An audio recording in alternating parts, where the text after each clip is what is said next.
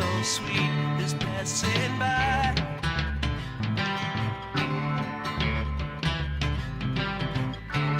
Laugh in the sunshine, sing, cry in the dark, fly through the night.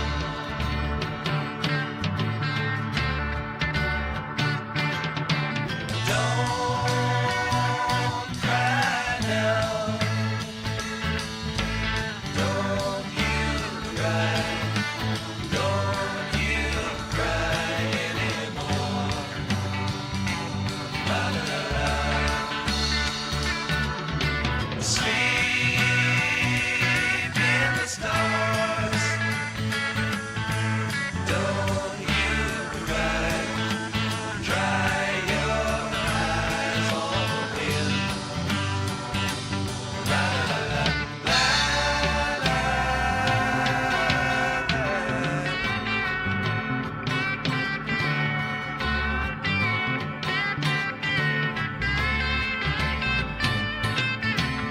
All I know is something like a bird within her sang.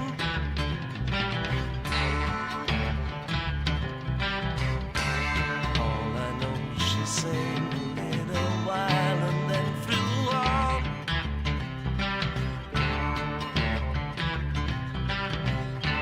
Tell me all that you know, I'll show you snow and rain.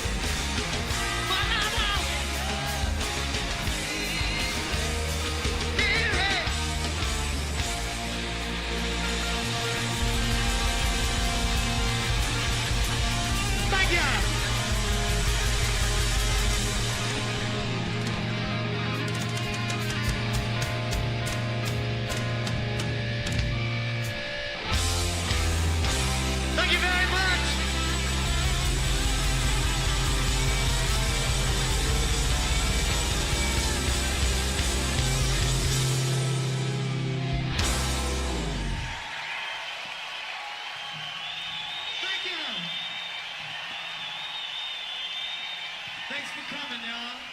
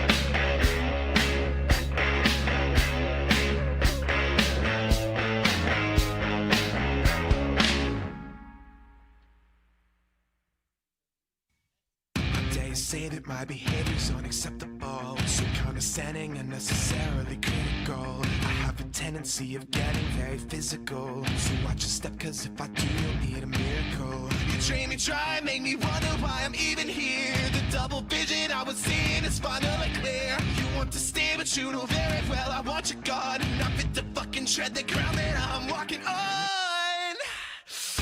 When it gets cold outside and you've got nobody to love, you'll understand what I mean when I say there's nowhere we're gonna give up.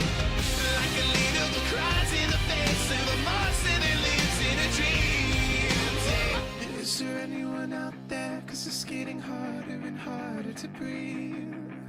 And is there anyone out there? Cause it's getting harder and harder to breathe. What you were doing was screwing things up inside my head. You should know better, you never listen to what I said. Touching your pillow and writhing in the naked sweat, hoping somebody someday will do you like I did. When it gets cold outside and you've got nobody to love, you'll understand what I mean when I say there's nowhere we're gonna give up. Like a leader who cries in the face of a monster that lives in a dream. Yeah. Is there anyone out there? Cause it's getting harder and harder to breathe. And is there anyone out there? Cause it's getting harder and harder to breathe.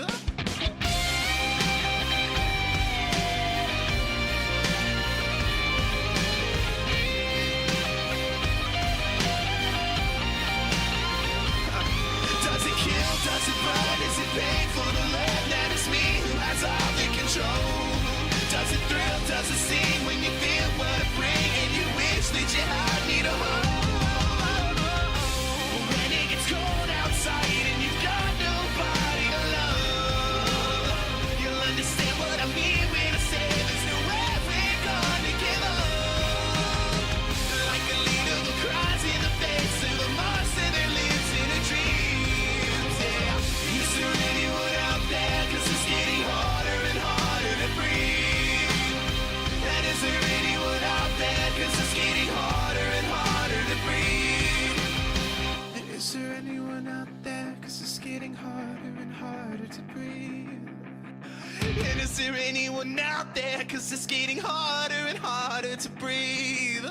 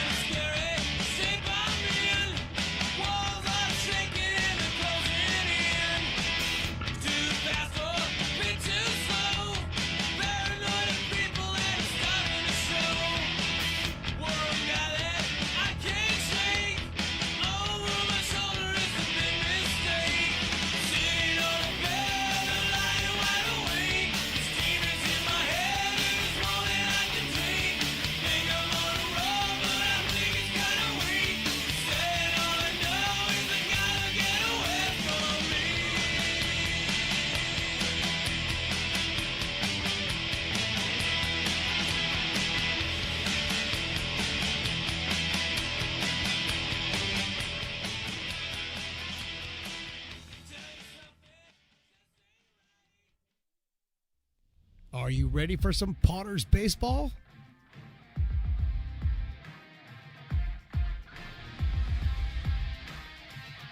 Potters baseball brought to you by Stone's Broadcast Networks.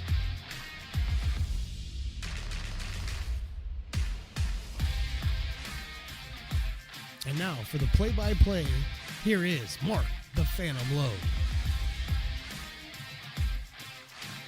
Well, hello, everybody. A little bit shaken are Evan and I, as we just had, of course, the Star Spangled Banner, and then she knocked it out of the park.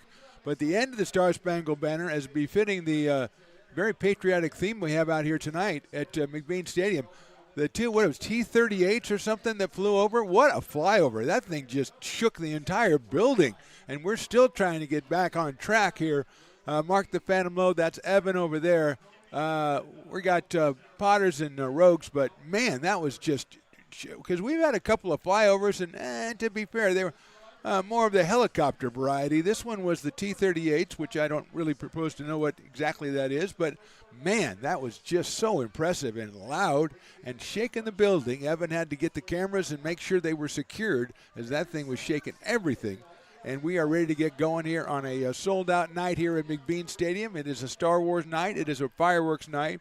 It is a huge game between the Lincoln Potters and the Medford Rogues in the race for the second playoff spot in the Pacific Empire League. The Potters now, with last night's win, are 14-8. The Rogues are 11-7. Also, right there are the Humboldt Crabs, who were 14-10. As they lost last night, our old friend Mudcat Man went up there with his ball club, and they beat the Crabs 12-8, I believe, was the score in that one.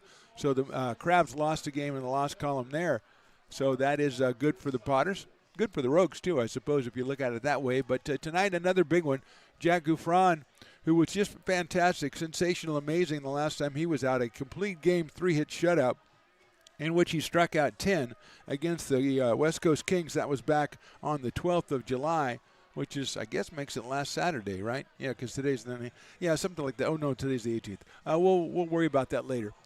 But Jack is going to be taking on a lineup of Medford Rogues, which includes the leadoff man, Jonathan Walsh.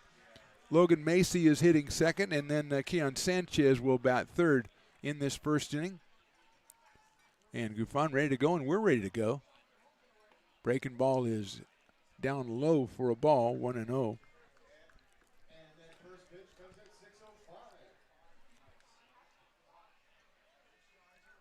1-0. Let's get the lineup up there then, Evan, if we can. There's Jonathan Walsh, Macy, Sanchez, Ortiz, Chance Flores hitting fifth, Rosenthal, Swenson, the big DH who pinch hit last night, and Finney Salahar and the Herman Luna, the pitcher, with a 1.89 ERA, 2.70 in conference play, but he has been very impressive for the Rogues so far. So it's going to be a good one. It's Gouffran coming off a big game, Luna with some good numbers, and Jack is 3 balls and no strikes on Jonathan Walsh. Hitting .292 is Walsh. He was 1 for 3 last night. Played left field last night. He is out in right for the Rogues tonight. As Gouffran just trying to get stretched out, hasn't been able to hit the strike zone, and that one is in there for a strike. And I think Jonathan Walsh called that one. 84 from Jack Gouffran, who's out of Granite Bay, California.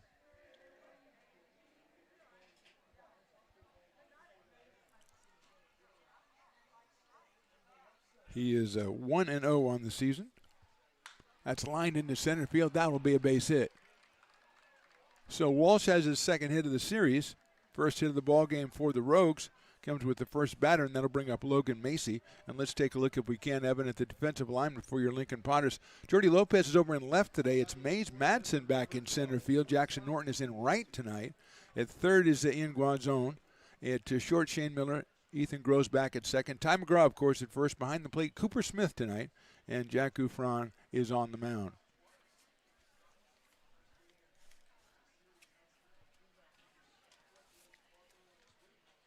It's a foul ball. That's Logan Macy is the batter.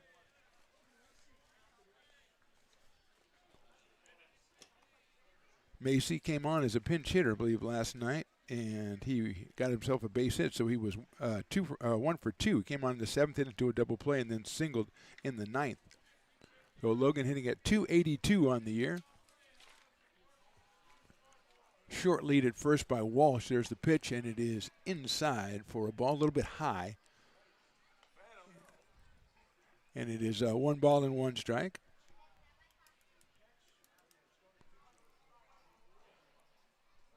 So outfield-wise, it's for the Potters, it's Jackson Norton over in left, and Jordy Lopez is in right. In center is Madsen. Breaking ball's popped up.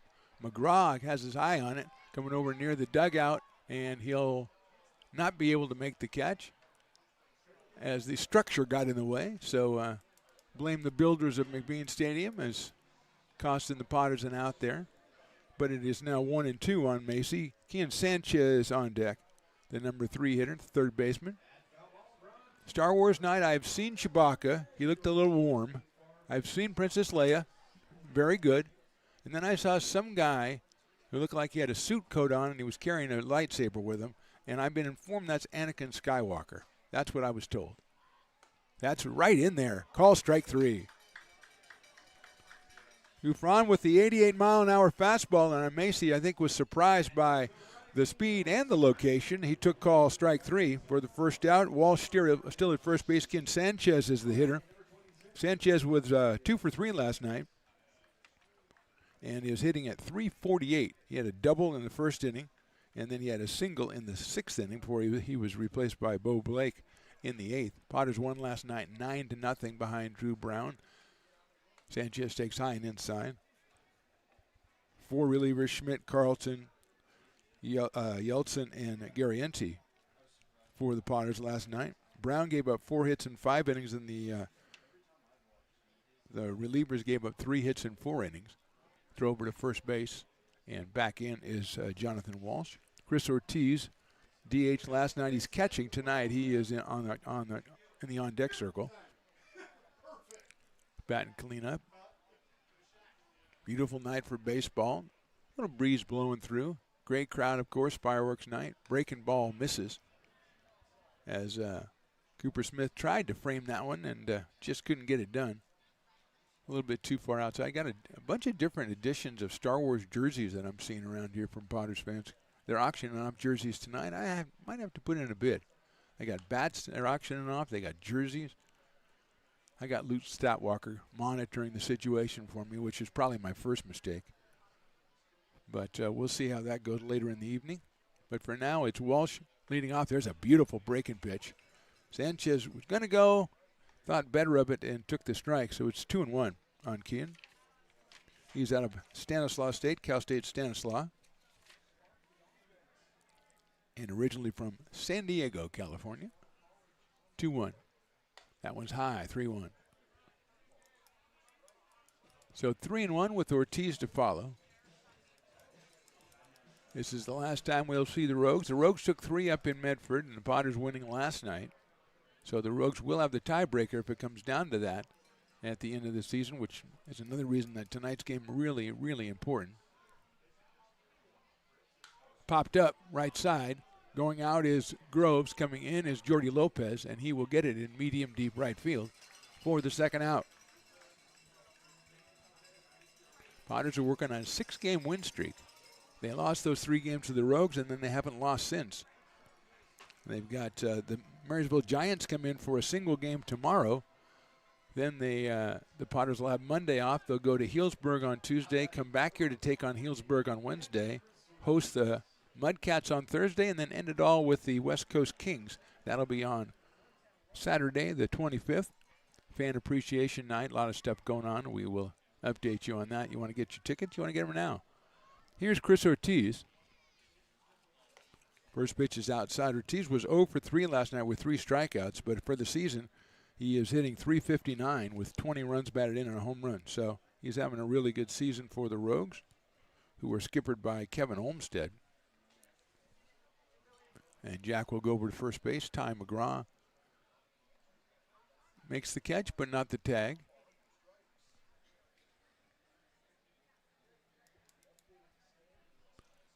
One ball and no strikes on Ortiz. Just getting started here.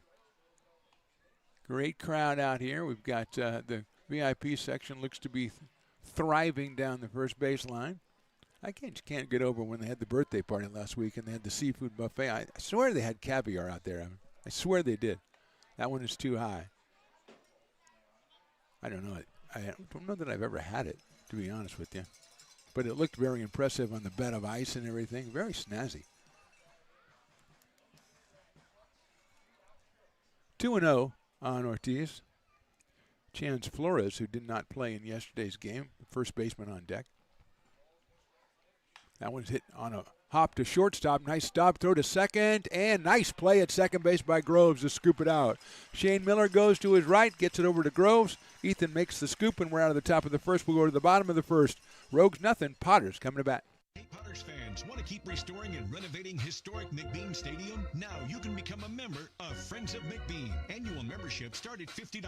Become a member now at friendsofmcbean.org. This job is the Esplanade at Turkey Creek phases 4 and 5.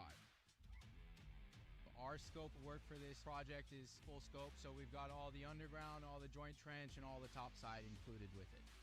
We're putting in sewer pipe, manholes. We're not doing services yet. We go through and do all the main line, and then we come back and do all the services after that. I would say this project right here, the one we're working on, is probably about a 2-month project. It's very costly to the developer, so beating the schedule is very important, more important than most projects. It's got a lot of groundwater, so we've got an extensive groundwater pump system in place. It's just cool to be a part of the built environment and know that for the next 100 years that people are going to use and enjoy what we've created here today.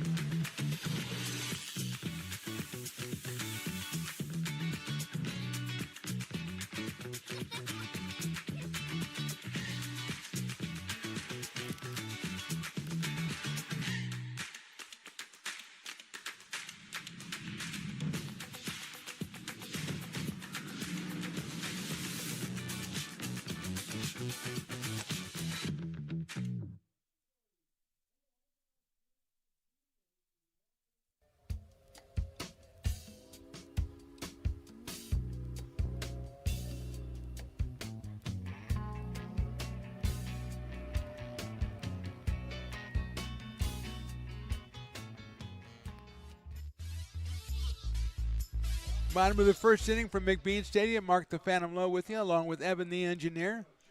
Luke Statwalker working over there. Matt Mack's not here today, so that's a bummer. JP Ills hanging out over there. I don't know what exactly. I think he's a TrackMan guy. I think he's the TrackMan guy. That's why it's never working, right? Okay, that makes sense. Jordy Lopez is going to start us off against Herman Luna of the Rogues. First pitch is in there for a strike. Luna has been he's 5-1 on the year with a 1.89 ERA, 38 innings pitched, just 14 strikeouts and 8 walks. So the guy throws strikes, and we might see a lot of ground balls, a lot of balls put into play here by the Potters as Lopez takes outside. Luna originally Fresno City College, then Sonoma State, and now at Cal State Stanislaus. 1 ball and 1 strike on Jordy. He chops it down the first baseline, and that is foul. That might have been trouble had it been fair. It was a big hopper over Flores' head at first base, but it'll be 1 ball and 2 strikes. So, yeah, Luna just with averages a couple of strikeouts a game, but he is 5-1. He is 2-1 in PEL play and has a 2.70 ERA. So, pretty impressive in league, pretty impressive overall for the right-hander. Lopez lays off that one, as it went all the way down to 76 and just missed the strike zone low and a little bit inside. And it's 2 balls and 2 strikes. Ian Guanzon on deck, and then Ty McGraw for the Potters. Jordy hits it right back up the middle off the glove of Luna into center field for a base hit. So Lopez, which his dad says he's been on base every game, so he's been on base this game, Dad, I'll tell you that.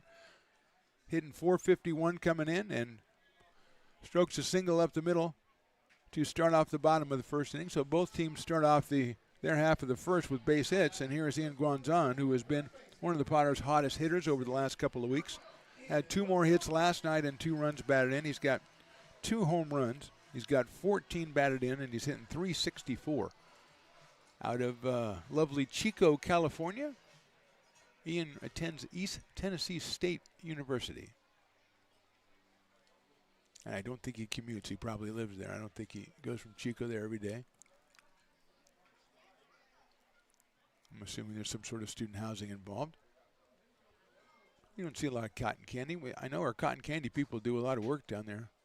We got a warning, I believe, from the umpire, warning somebody about something. Probably like an air quality alert or something. But there's some cotton candy. Everything going on Star Wars night. That's hit sharply but foul. Down the third baseline. Running it down is the Rogues bullpen crew down there, right by the grassy knoll. 0-1 on Ian. He was struggling a bit when he started, and then all of a sudden, a couple nights ago, he had a home run and a big win over the Kings, and since then you can't even stop the guy.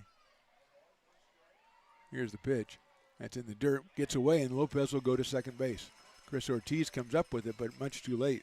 It's a wild pitch, and Jordy gets to second base, and Ian Guanzon will even the count up at 1-1 Ty McGraw to follow. Then Shane Miller batting fourth tonight. Perrin Bland back in the lineup. He's the DH hitting fifth. Cooper Smith sixth. Jackson Norton in left. Mays Madsen in center. And Ethan Groves batting in the ninth spot. As Piper's already using the Super Soaker on the parking lot Potters. This is starting off to be a crazy night. People still kind of getting their bearings, getting their hot dogs, getting a couple of beers. Guanzon thought about bunting, pulled it back, and it's a ball. So, kind of settling down a little bit. A lot of milling around, which I love.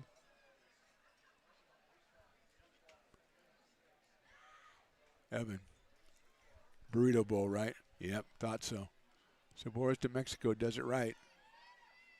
Evans, he's a growing boy. He needs his energy. Ian's showing bunt now. He lets it go, and it's a call strike. So 2 balls and 2 strikes. That's an impressive-looking ball.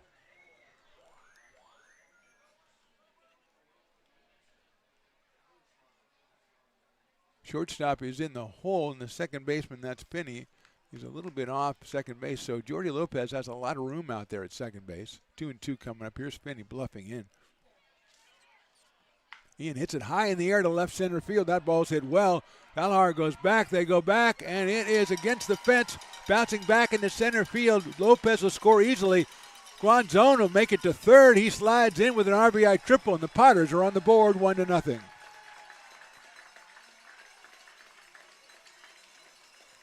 Just unbelievable the run that Ian Guanzon is on. And that one very close to getting out of here at the 350 mark. Make that 380 out there in left center field. He's at third base. 2 hits and a run for the Potters, and that'll bring up Ty McGraw. Equally as impressive Ty McGraw as Ian Guanzon. Ty, 361, 8 home runs, leads the team, 30 RBIs. He's third, and he didn't come to the team until after the College World Series, since his Troy Trojans were in it. So he's up here with a chance to bring in another one for the Potters. And he'll take a fastball inside and a little bit low. 1 ball and no strikes. Everything, it just seems everything Ian's hitting right now is on the screws, and that one was no exception. 1-0. Ty takes high and inside. It's 2-0. Defensively, got Jackson Rosenthal in left. Will Salahar is in center field, and Jonathan Walsh over in right. It's Sanchez at third, Logan Macy at short, Travis Finney at second, and Chance Flores at first. 3-0 on McGraw. Behind the plate, Chris Ortiz, and on the mound is Herman Luna. 3-0 on Ty McGraw, and I don't blame him if they don't really feel like throwing Ty a strike. He homered to right center field last night as the Potters won that one 9-0. That one's chopped down to first base, handled down there by Flores, throws to the pitcher covering, and McGraw is out. Scoring is Guanzon. So McGraw will get an RBI, his 31st. The Potters have scored twice in the inning. The bases are now cleared, and here's Shane Miller. Shane, another one. Started out slow, now at 396 with 24 runs batted in and 3 home runs. Playing shortstop, he is out of University of New Mexico, and Gilbert, Arizona is his residence, or his initial residence. And he is up here against Luna. He fouls it off back to the screen. Perrin Bland in the on-deck circle.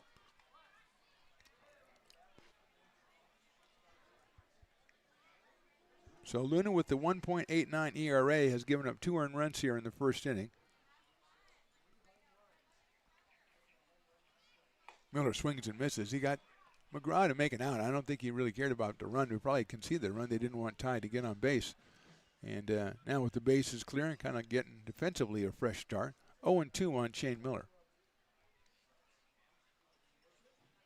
Hits it back up the middle. Cut off by the shortstop. Nice play by Macy, and he'll get him at first base. Logan Macy, excellent range going to his left. He'll get Miller by a step at first base for the second out here in inning number 1. And Perrin Bland will be the hitter. He is the designated hitter tonight out of Meridian, Mississippi. Newly committed to Southern University, the Jaguars. Congratulations to him and the Bland family of Meridian. Perrin didn't play in last night's game. Hits that one out towards shortstop, cut off by the third baseman Sanchez. He'll go to first for the out. So the Potters start off hot and then retired 3 in a row, but they do get 2. We'll go to the second inning. Potters 2, Rogues nothing. Buy a personalized brick for you, your loved ones, or your business, and show everyone your commitment to Lincoln baseball. Framed and engraved by our own Lincoln High Ag program students, your brick will be featured on unique movable brick walls. Find your name in the stadium entrance for the 2024 and 2025 seasons. Then visit your brick in its permanent home inside the stadium. Bricks can be purchased here for $250. Get it now at friendsofmcbean.org. I'm Bill Spear, North Valley president of Five Star Bank. In a time when business can feel so uncertain, we're here for you every step of the way. I know they have a lot of bells and whistles within their bank, but just the relationship piece here locally on the business side is huge for us. 5 Star treats us like we're number 1. They're right there with suggestions, with help. So I have to bank with people that have our mission in mind. We're Five Star Bank. How can we help you? Hi, Bill Evans, President of the Placer County Association of Realtors. We're in the store, our conference facilities, an amazing team helps keep together an amazing organization, and we thank them all. This organization can't do what it does and can't run the way it runs without the help of so many members volunteering their time. The success of the Placer County Association of Realtors is largely dependent on our active volunteer members to help our organization and industry. The work of our committees greatly impacts our ability to champion efforts across the board and giving back to the Placer County community wherever we can. Like all service organizations, I wanted to serve, and getting involved with the affiliate committee was the perfect way to do that. I love being able to serve my community with my business friends and other leaders and give back to those who are in need. The thing I love about the PCAR committees is they all work toward the same goal of bringing the community together to support those. Top of inning number 2, Jack Gouffron back out on the mound. He'll face Chance Flores, then Jackson Rosenthal and Ethan Swenson. Flores hitting .250 on the season, coming in from Lynn Benton Community College, and he is out of Vancouver, Washington. Takes a breaking pitch, and it's in there for a strike.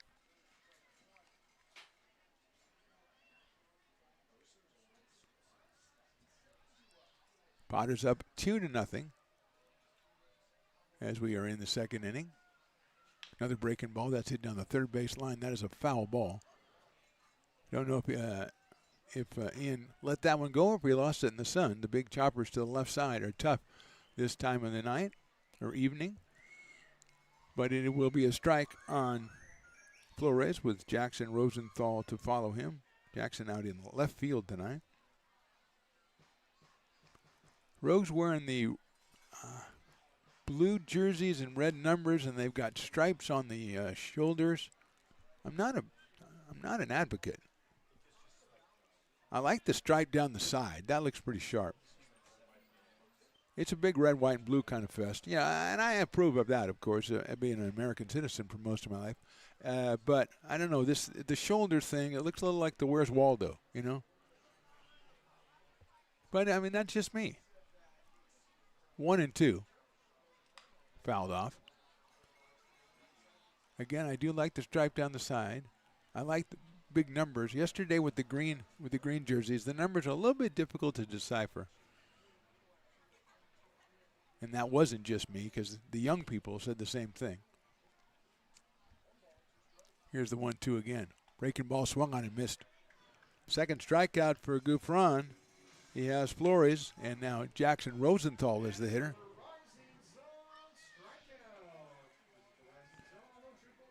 Rosenthal, 314 out of Hawaii Pacific. He was, I believe he was 0 for 3 last night, but he had a couple right on the nose that went right to one of the Potters. And he steps in here, big left-handed hitter. Comes out of Asheville, Oregon. Hits it sharply into right field for a base hit. Can't say I'm surprised by that, as Rosenthal has swung the bat well both nights. He is at first base, second hit for the Medford Rogues. And here's Ethan Swenson. Ethan is a piece of work at 6'7", out of Arlington, Washington. He came on yesterday and hit one of the hardest ground balls I've seen in a long time, like 104 off the bat or 107 off the bat, as a pinch hit back in the, I believe it was the 8th inning. Yeah, in the 8th inning. And it wasn't like a one hop or something. It was just a real ground ball. And it just shot into left field. So he's up here now with a guy at first base. Ethan on the season, 250 with a pair of runs batted in. And it's outside. Rosenthal got a pretty good jump right there as Gouffron delivered. So let's see if he tries to time this to take off for second base. 1 ball and no strikes on the imposing Ethan Swenson from Central Washington University. There's a throw to first base. Central Washington, I'm saying they're probably the Vikings or something like that, because I know the Vikings spent a lot of time in Central Washington. Swenson pops it out to the right side, out of play. I was just informed by Evan, that the parking lot Potters did in fact do a little bit of barbecue today, but they made a seafood broil. Seafood broil or boil? Which one is it, Evan? Is it boil? I think that's when you cook all the seafood together and then you just put a thing on the table and you just pour it all out on there and everybody just picks through it. It sounds very unhygienic, but it sounds awesome. So that's what the parking lot Potters were up to today. And that kind of befits the occasion. Star Wars night, fireworks night, get a seafood boil. Swenson, little blooper into short right center field. Coming on is Lopez, still coming on, and Lopez with another brilliant catch. He's done it all summer long. He's done it in center. He's done it right now. All the way in to make the catch, sliding for the second out. So Swenson didn't hit that one as hard as he did yesterday, but I think he still thought he was going to get a base hit out of it, and so did I, to be quite frank. But he is retired. And now Travis Finney, who's considerably shorter than Ethan, which doesn't really matter.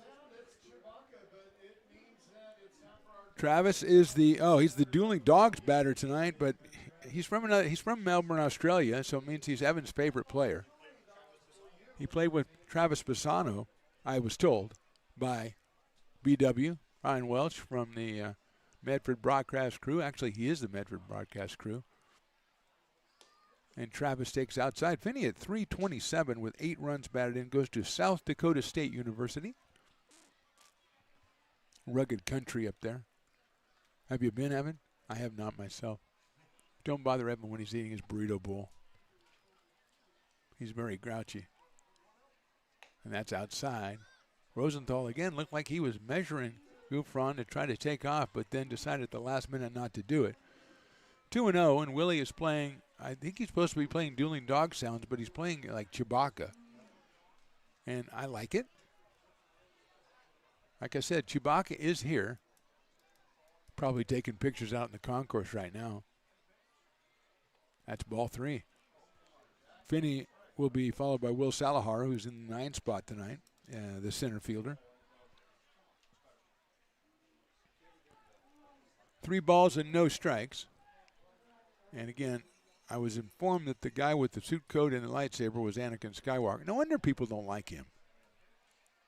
And that's ball 4.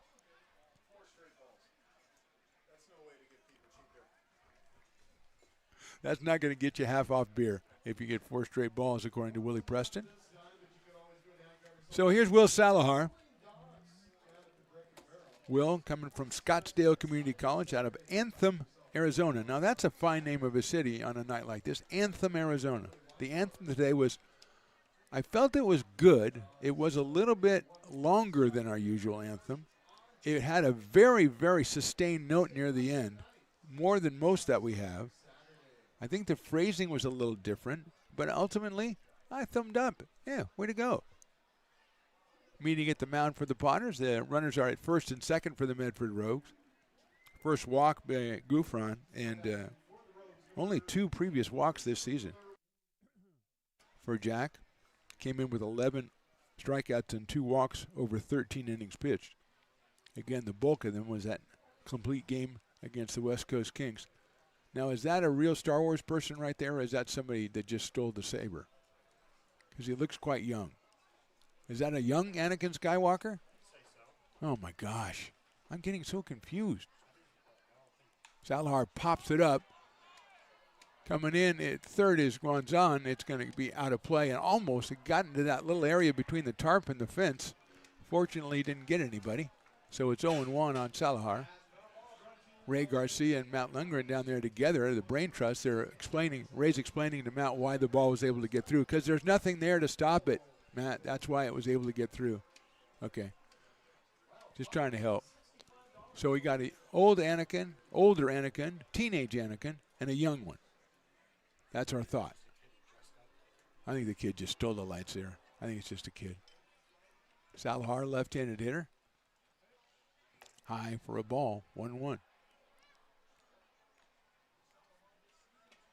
Rosenthal out at second base. At first is Travis Finney. Salahar, 279 with 5 runs batted in for the Medford Rogues, who are 11-7 in conference and 23-10 overall this season. That's fouled back to the screen, so it's 1-2. They will conclude the season next weekend with, I think, a 3-game series against the Humboldt Crabs in Humboldt. So that will be a crazy series. And we'll have a lot of bearing on who goes to the playoffs as the second seed, assuming the Prune Packers hold on to the first seed. Potters and Prune Packers are home and home on Tuesday and Wednesday. Wednesday night's a Wine and Wiener Wednesday, the last of the season, against the Prune Packers. And they know wine in that part of the state, so that should be a great one. Come on out, LincolnPotters.com for tickets and info. 1-2. Inside and low. Evens it up at 2-2. Potters with their Star Wars jerseys. Wear them just one time and auction them off tonight.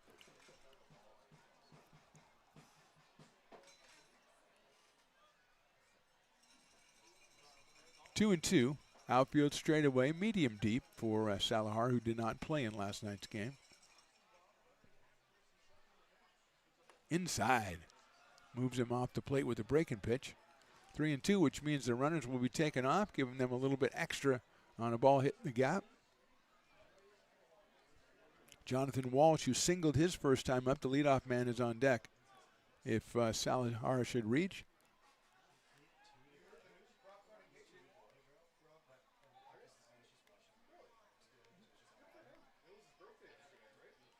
Here's the 3-2. That's fouled off. The runners were indeed on the way, so they'll have to return to their respective bases.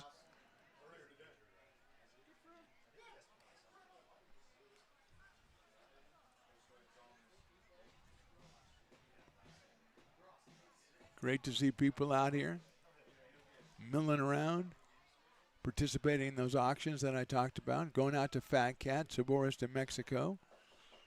Going over to see my buddy Curtis the Beer Man at the Brick and Barrel Beer Bar and Grill as Gouffron does a little bit of fake back to second. But since his shortstop and second baseman are literally miles away from the bag, I don't think that Mr. Rosenthal was too worried about that. I'll do it again, 3-2. And it's high, ball 4. So back-to-back walks will load the bases here in the second inning. And that'll bring up Jonathan Walsh, who singled right back up the middle his first time up. Walsh was 1 for 3 yesterday. Comes out of Georgia Gwinnett College and hometown, Dover, Tennessee, one of my favorites from yesterday. Walsh with 12 runs batted in on the season. He's got a chance for a couple of more here with the bases loaded, and Gouffran trying to find the strike zone here. Struck out Flores to start the inning, then Rosenthal singled, a fly ball by Swenson on a great catch by Jordy Lopez was the second out, but then back-to-back walks to Finney and Salahar have put the Potters in some hot water here. Walsh checks his swing, and it's outside. 1-0. I don't know who's doing the 50-50 tonight, but this is a great night to be doing the 50-50. Full house of people wanting to see some fireworks, and they just want to get things going. Gouffran to the plate, 1-0. Outside again, 2-0. Logan Macy on deck.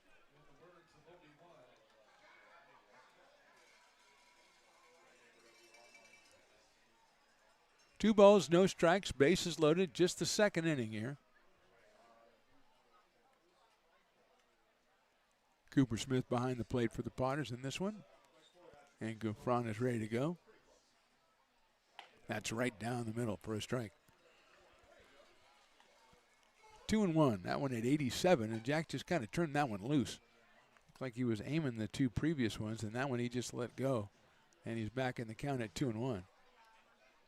Rosenthal, Finney, and Salahar on the bases for the Medford Rogues. That's high and inside, 3-1.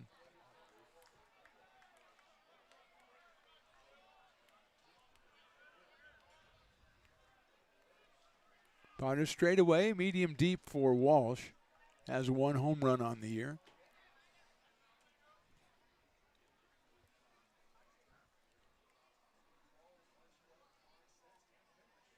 That is a call, strike two right there. Right on the knees on the outside corner.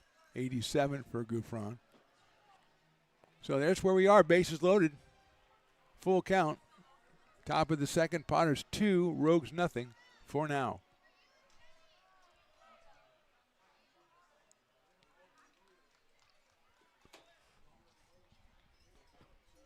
Could use a little more cowbell probably.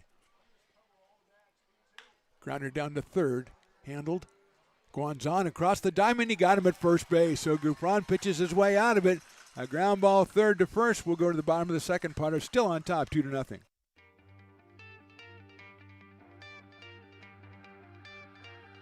Gooseport Public House.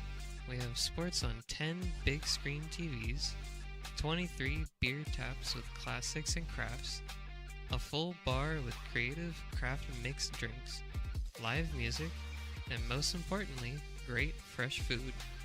In downtown Roseville off Vernon Street. Only 15 minutes from the ballpark. See ya at Gooseport.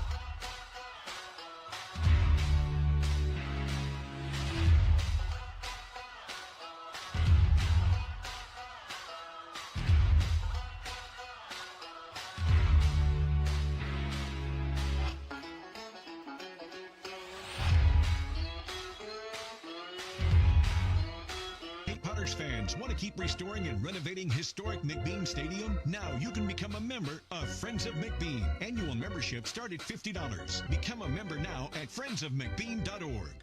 When it comes to your home's maintenance and repairs, Jeffers Resource Group has you covered. Our handyman services offer a comprehensive range of expertise, from minor carpentry to drywall, electrical and flooring for property managers, landlords, and renters alike. We ensure that every job is completed to the highest standards, so you can have peace of mind. Contact us today to discover how Jeffers Resource Group can help keep your home in top shape.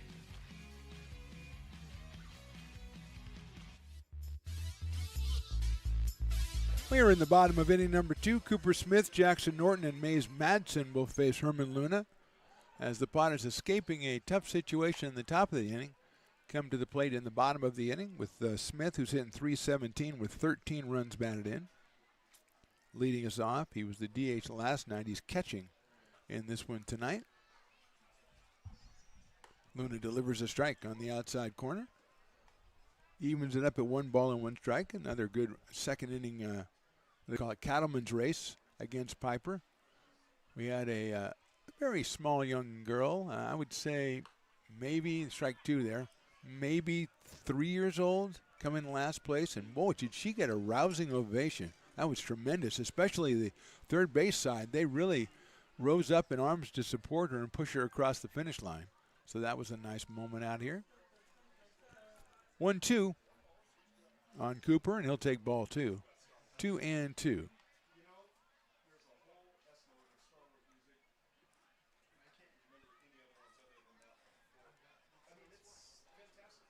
Cooper Smith from Coeur d'Alene, Idaho, and Utah Tech University. Fouls that one off.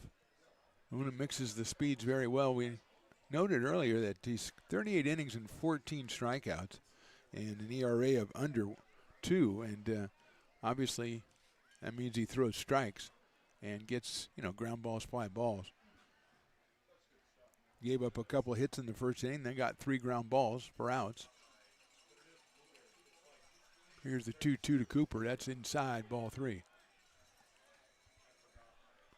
So Smith leading off the bottom of inning number 2. The Potters trying to win their 7th straight game, as they will go into tomorrow, a 6:05 meeting with the Marysville Giants. Hit sharply, but right at the second baseman. That's Finney over to first for the out. So Cooper fights to a full count, but grounds out to Travis Finney at second base, and it'll bring up Jackson Norton, who is the Potters' left fielder, hitting at .281 with 2 home runs and 15 runs batted in.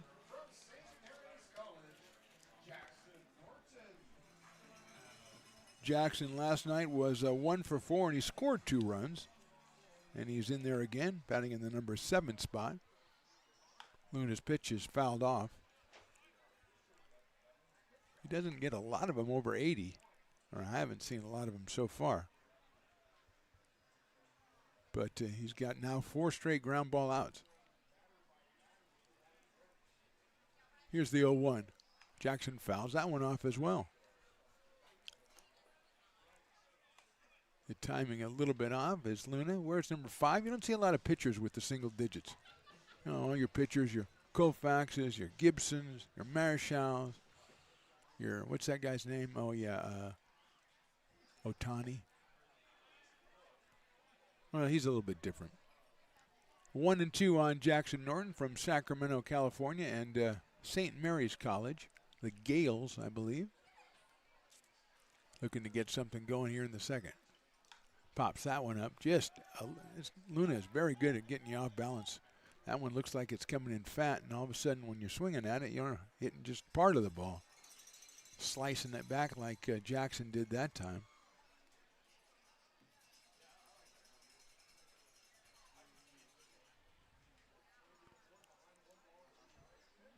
Norton swings and misses. Off-speed pitch at 77. 2 up and 2 down for the Potters here in the second inning. Here's Mays Madsen, who was gone for a while, and now he's back, and we're glad to have him. He's the center fielder tonight, hitting .261. He has 10 runs batted in. Mays is from St. George, Utah, and also Utah Tech University, teammate of Cooper Smith. And playing up at third is Sanchez, as Mays had been known to drop the ball down on occasion. But this time he swings away and fouls it back to the screen. 0-1. Again, Luna dealing in strikes. And it is quickly 0-1. Potters are retrieving the foul ball. Austin Chang doing the honors.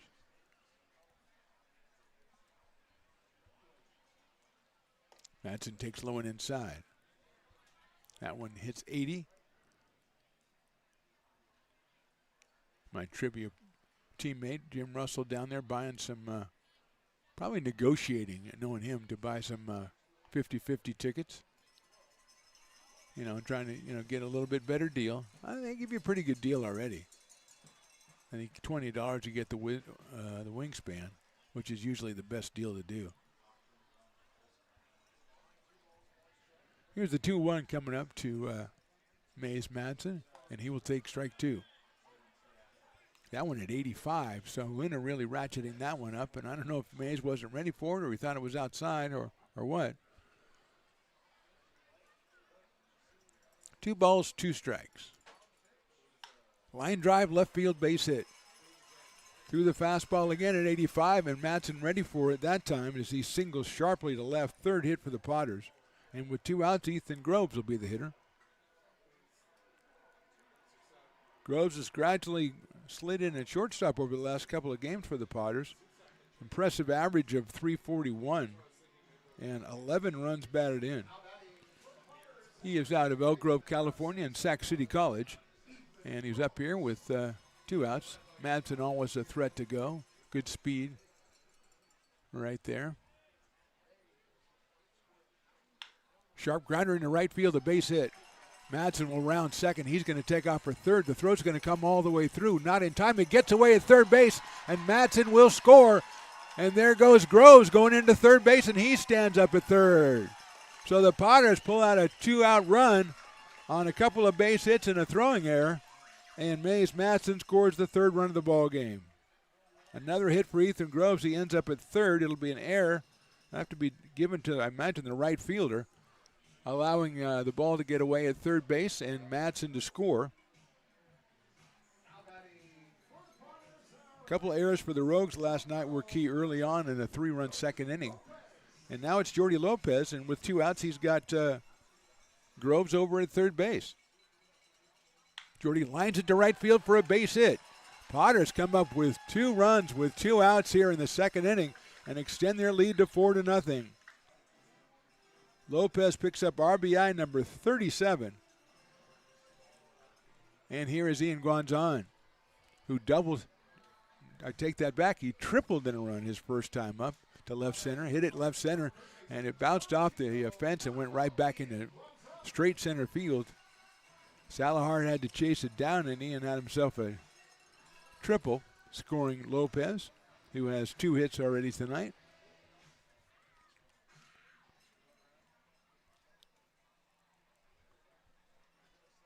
Lopez with a good lead at first base.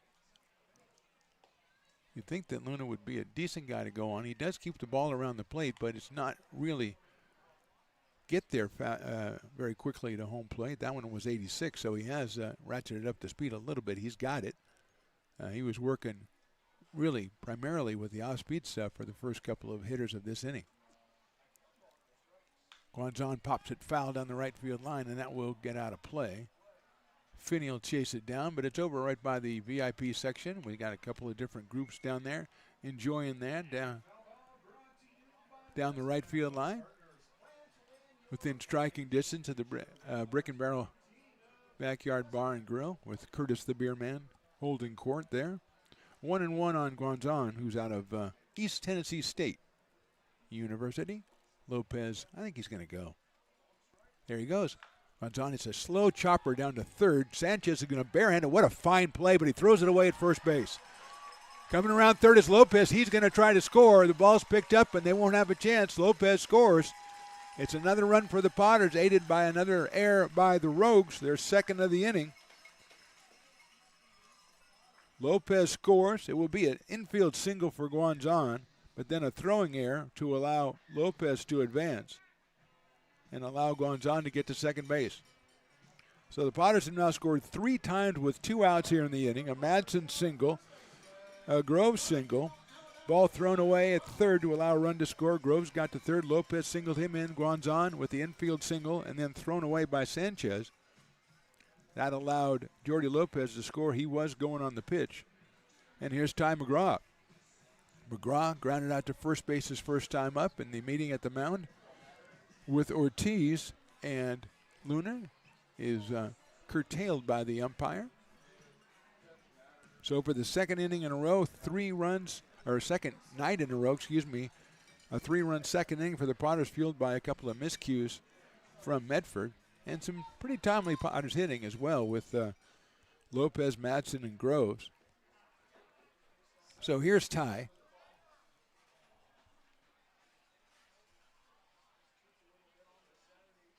Look out. That hit him. So he'll go down to first base, hit by a pitch. And that'll bring up Shane Miller, who grounded to shortstop his first time up. And we've seen Shane pull out the power a couple of times this year with 3 home runs and 24 batted in. So McGraw at first base and Guanzon at second base. Still 2 outs here in the second. So the Potters escape a bases-loaded situation in the top of the inning, then go down 1-2 in the bottom, and then all of a sudden pull out a couple of hits, a couple of Medford Rogues errors. We're going to have a meeting at the mound from the Rogues. And the Potters have put 3 up on the board and lead at 5-0. Obviously, second inning, much too early to say that's a good enough lead, but encouraging the way the Potters, Madsen started it off by, he got the fastball that he took for a strike, and then Luna tried the same pitch in basically the same location, and Mays reached out and lined it into left field. Groves bounced the next pitch into right field. Madsen, of course, going for third. The throw got away. He scored, and Groves came all the way around to third base, scoring on the Lopez single. Then Guanzon with a little dribbler that Sanchez had to make a perfect play. He made a great pickup, barehanded, throwing it to first across his body, but it went awry. And Guanzon ended up at second. Lopez scored, and that's how we have come to now. And then Ty McGraw comes up there and gets hit by a pitch. And Willie says $725 in the 50-50 pot already. It's only the second inning. And I think that's going to be going up. So here's Shane Miller. .396 on the season for Shane. Takes a strike. That one at 77, so Luna goes back sub 80 for the strike.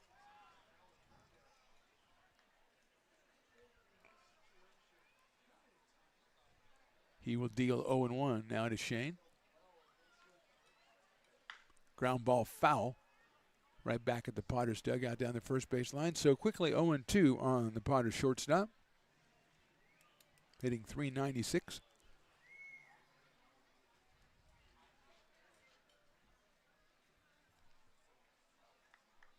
Perrin Bland waits, hoping he gets to bat in this inning.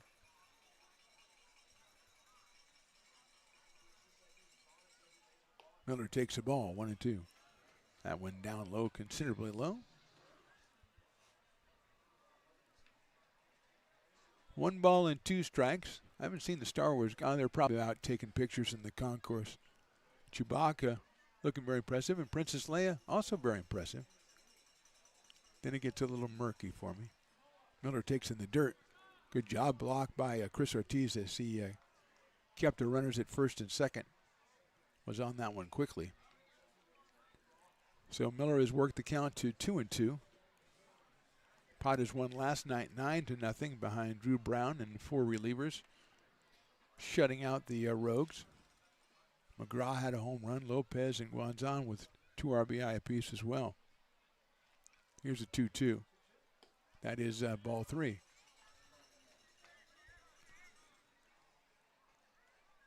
So McGraw and Guanzon will be taken off here, 3 balls and 2 strikes.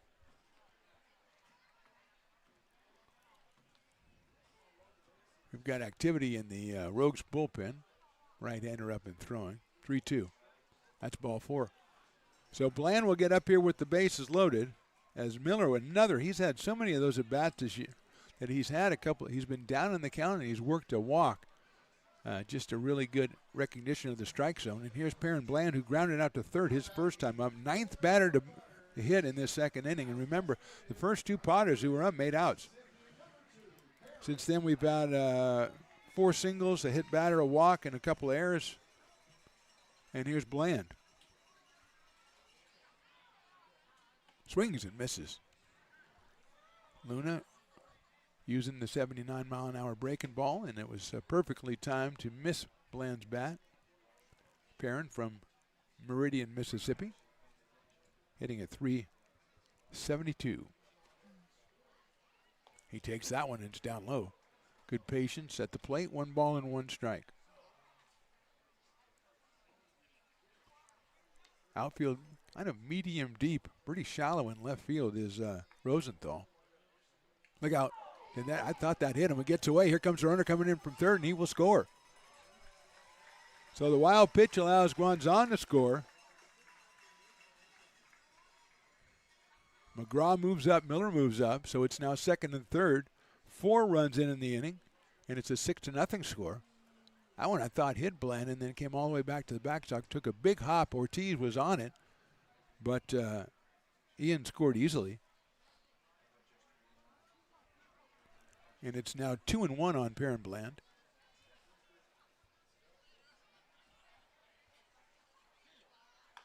Chopper is going to be a tough play, but it's a foul ball, and that's a good thing they grabbed it.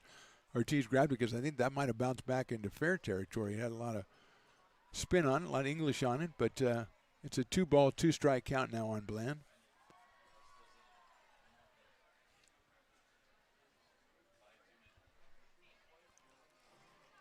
Cooper Smith retrieving the bat to give it back to his teammate as Perrin makes the long walk back to the plate and now faces a 2-ball and 2-strike count.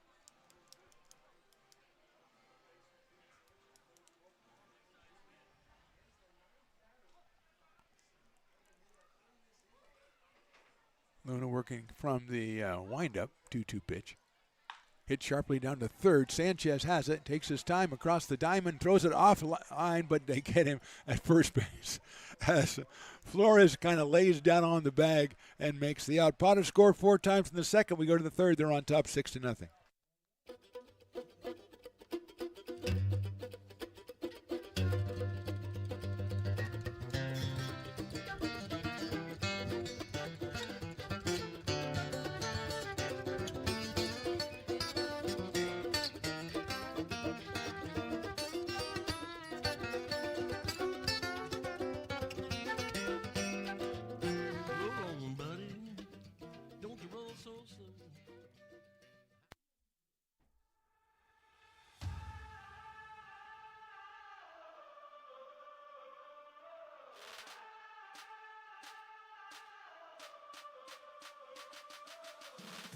You are Laborers Rising.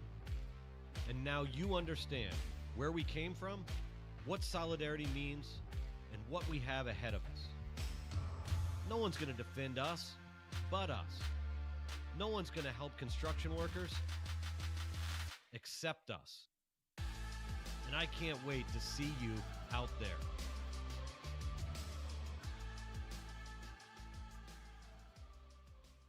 American River College is a top-tier community college sports program that provides student athletes with the opportunity to thrive both athletically and academically.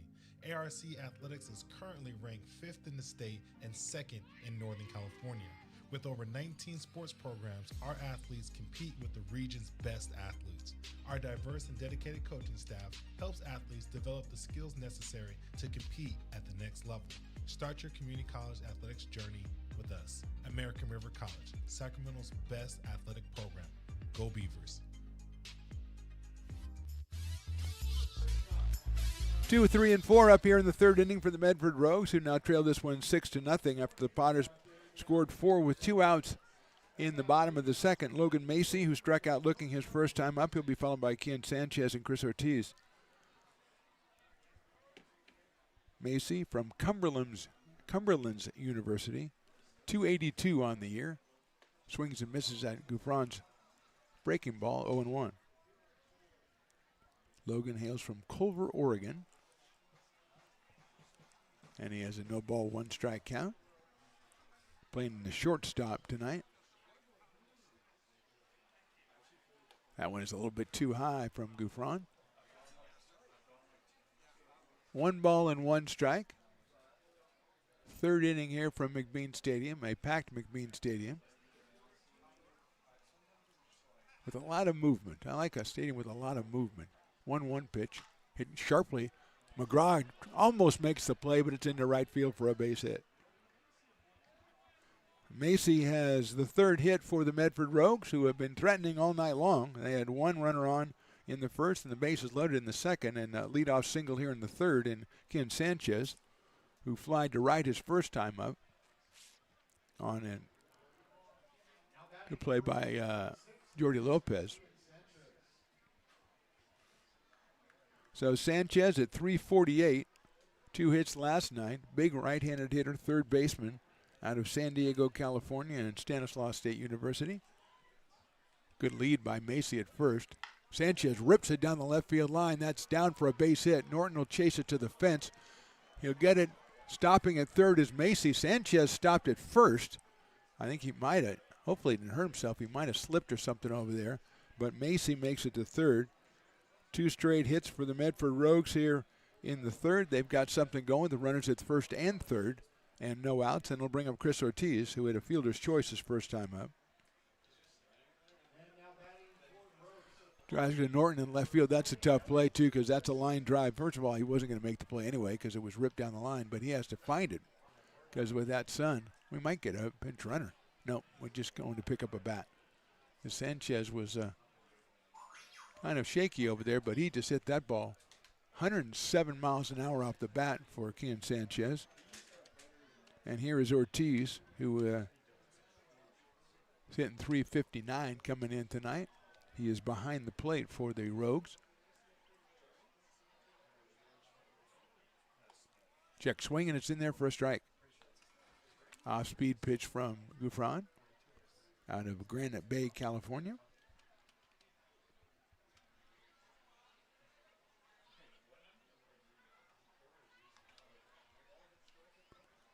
Checks the runner at first, goes to first, and getting back in there was Sanchez.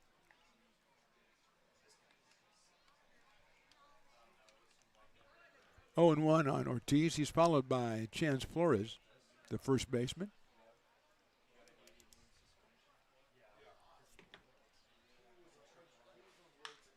Out to shortstop.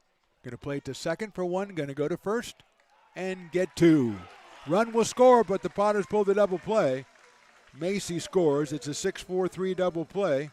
That went from Miller to Groves to McGraw. Ethan Groves is in the middle of a lot of double plays in the last 2 nights. So a run scores, but base is now empty.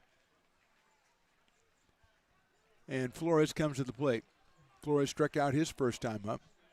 The first baseman from Lynn Benton Community College, hitting .250.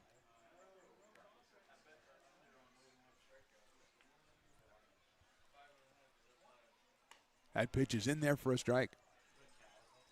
Another one in the mid-70s for Gouffron. No RBI for Ortiz on the double play as Macy scores. Chopper out towards short on the big hop. Shane Miller to first base, and he got him. So it started out pretty bad, ended up okay for the Potters. We go to the bottom of the 3rd. They lead it 6-1.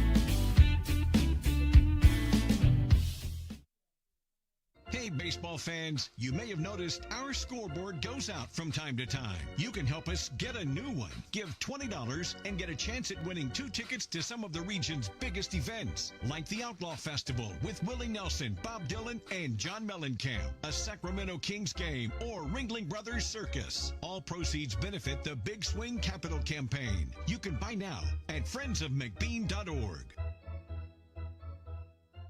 Hey everyone, this is Alex with the Downtown Lincoln Association. We're super excited to kick off Lincoln Loves Local, a new campaign designed to spotlight amazing businesses that make Lincoln so unique. We partnered with Dalila from UN Social Agency to create short, high-quality videos that help boost your visibility and reach right here in the Lincoln community. Each video will be shared on DLA's social media and newsletter, making it easy for locals to discover and support your business. So let's celebrate what makes Lincoln special together. Bottom of inning number 3, Potters 6, the Rogues 1. The new Rogues pitcher is Lorenzo Liu out of Folsom Lake College. He's making his 11th appearance, all in relief.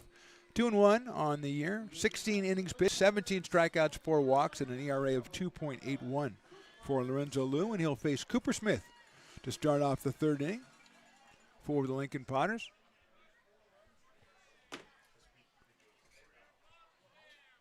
Breaking balls in there for a strike.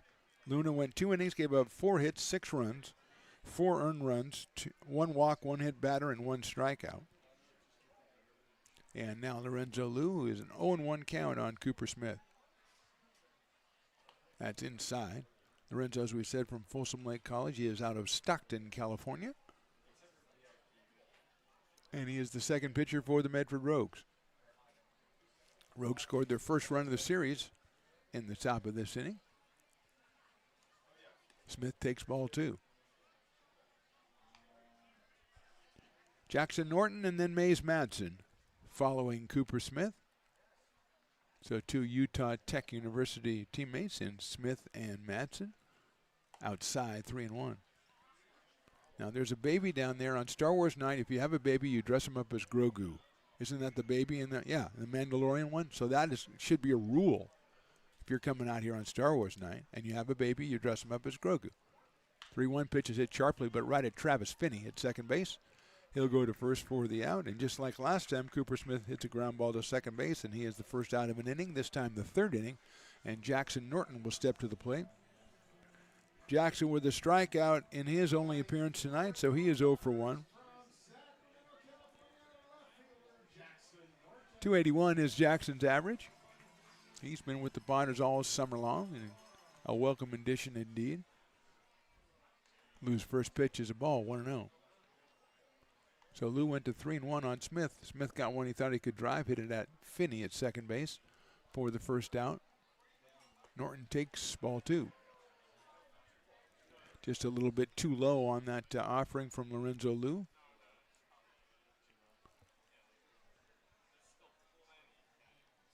(2-0) coming to Norton. And it is ball 3. Still a little bit too low for the liking of the umpire. As he looks at the scoreboard and it says 1 ball and 2 strikes, and he says, I'm not going with that. I can't go for that. No can do. And that is a strike. 3-1.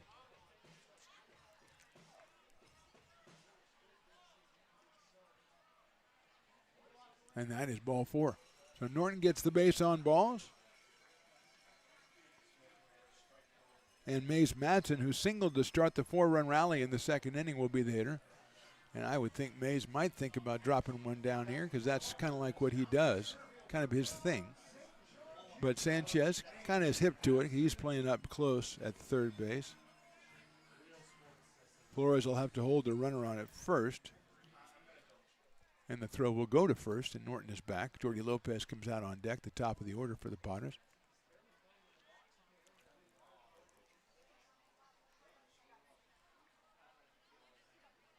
And that's a nice breaking ball in there for a strike.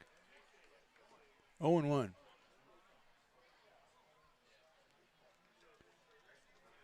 Madsen came in at 261. He is 1 for 1 tonight. He takes strike two.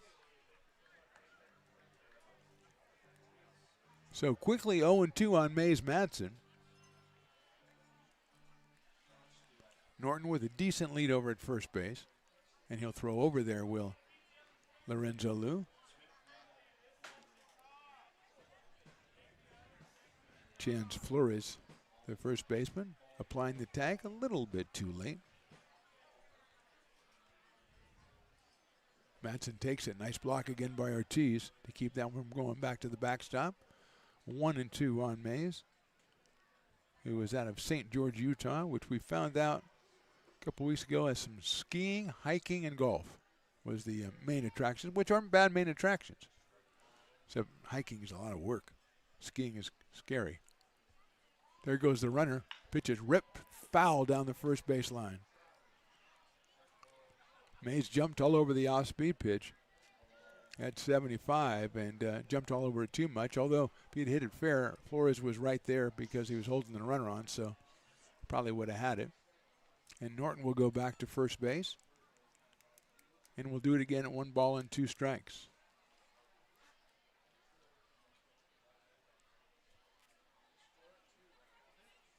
Look out, that's behind him. Norton's going to go down to second, and it won't be a problem this time. Wild pitch charge to Lorenzo Liu, and Norton now at second base with one out. And Jackson chatting with Logan Macy, the shortstop out there. Maybe talking about, I don't know, maybe they're talking about one of the Star Wars characters they saw, or Piper or something. But Macy will be able to stay close with the left-handed batter at the plate. Grounder down to first. That is a fair ball and handled by Flores, and he'll retire Madsen. Going to third is Norton. So it's up to Ethan Groves, who singled his first time up, grounded ball into right field, and all kinds of shenanigans occurred after that. Madsen went to third. The throw got away. Madsen scored. Groves ended up at third. He scored on a Jordy Lopez single. So Ethan 1 for 1, 341 on the season. He has 11 runs batted in.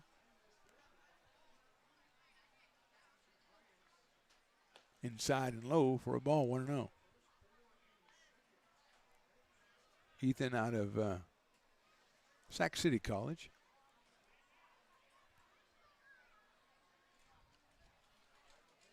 Breaking ball, catches the outside corner. 1-1 strike. Groves thought it might not have caught the outside corner, and respectfully.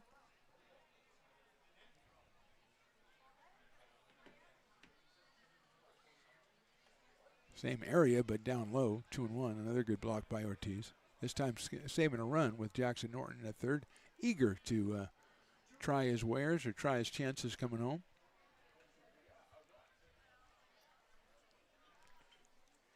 2-1 on the way. Ethan takes ball 3, and Ortiz again. Just giving himself up for the ball club and keeping that run at third base. 3-1.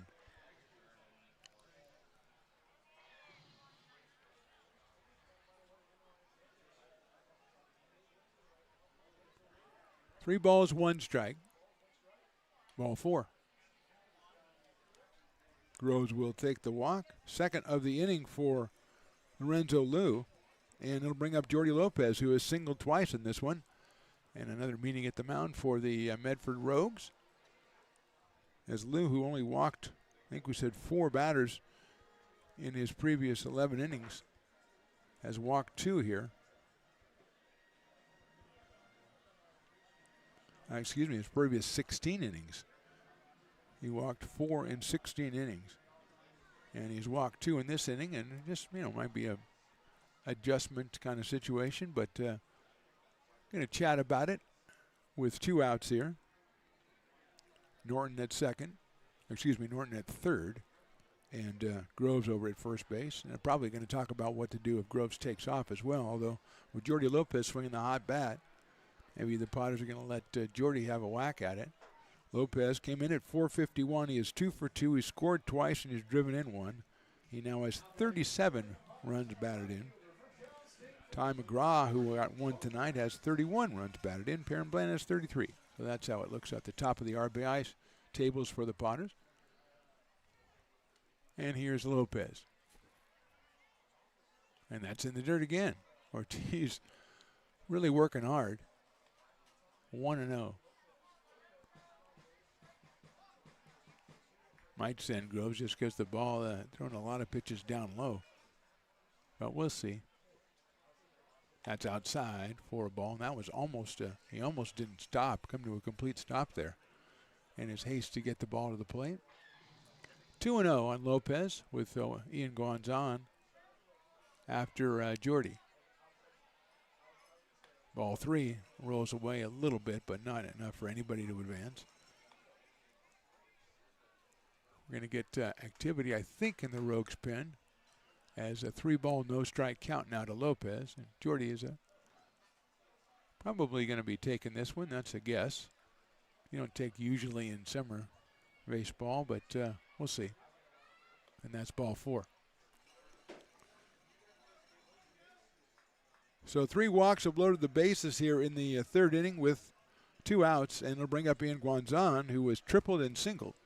The triple was in the left center. The single was just a chopper down the third base line that Sanchez came in barehanded and threw to first and threw wildly. He was charged with an error, and Guanzon got an infield single.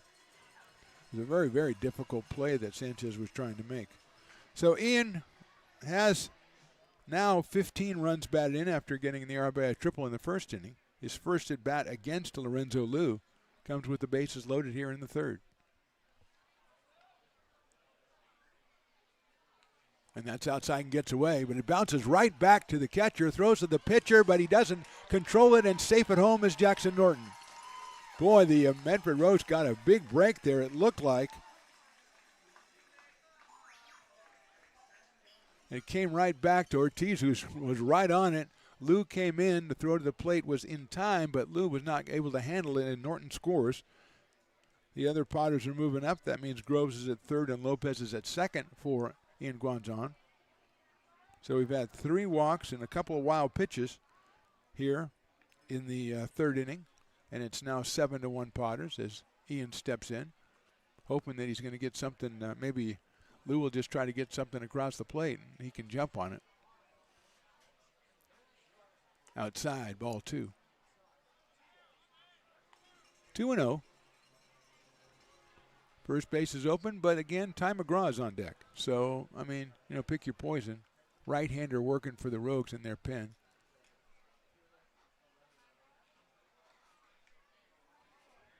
(2-0) on Ian. 3-0 on Ian. And Ortiz is exceeding his daily limit of blocked baseballs behind the plate.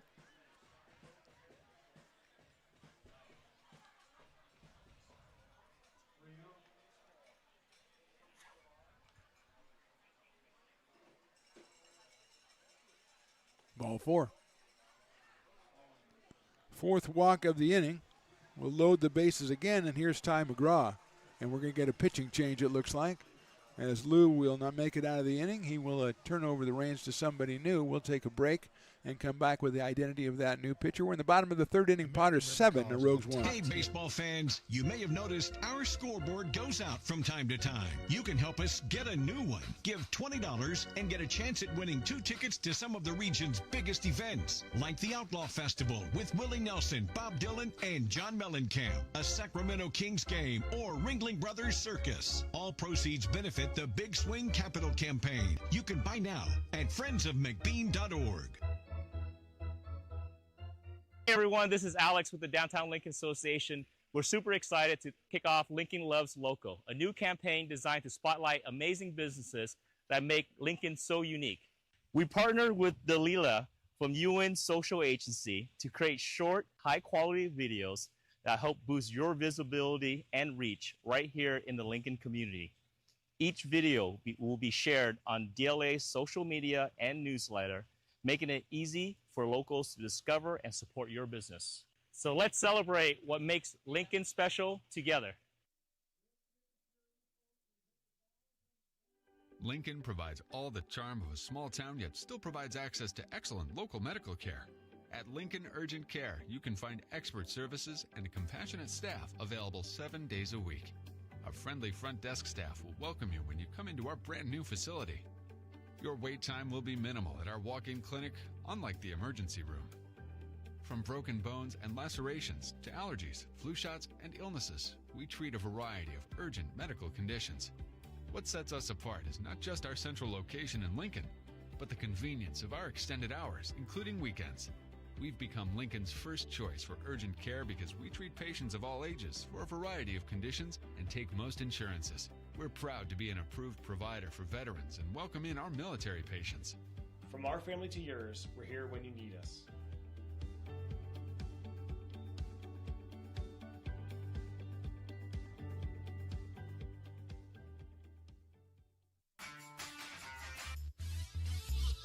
New pitcher for the Medford Rogues is Eric Hernandez, a right-hander out of Gilroy, California. It's making his 6th appearance, his 5th in relief. No wins, no losses, 12 innings pitched and 12 strikeouts. Just 3 walks and an ERA of a very impressive 0.75. He'll face Ty McGraw with the bases loaded and 2 outs here in the 3rd. Potters on top 7-1. Hernandez listed at 6'2" and 210, uncommitted for his college choice.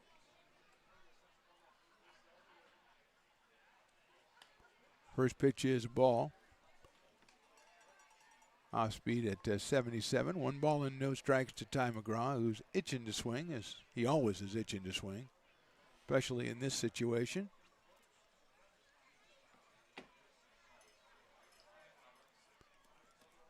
Potters at every bag, 2 outs here. They've scored once, has Lincoln, in this inning. Check swing, did he go around? We're going to ask the umpire, and they're going to say, I don't know.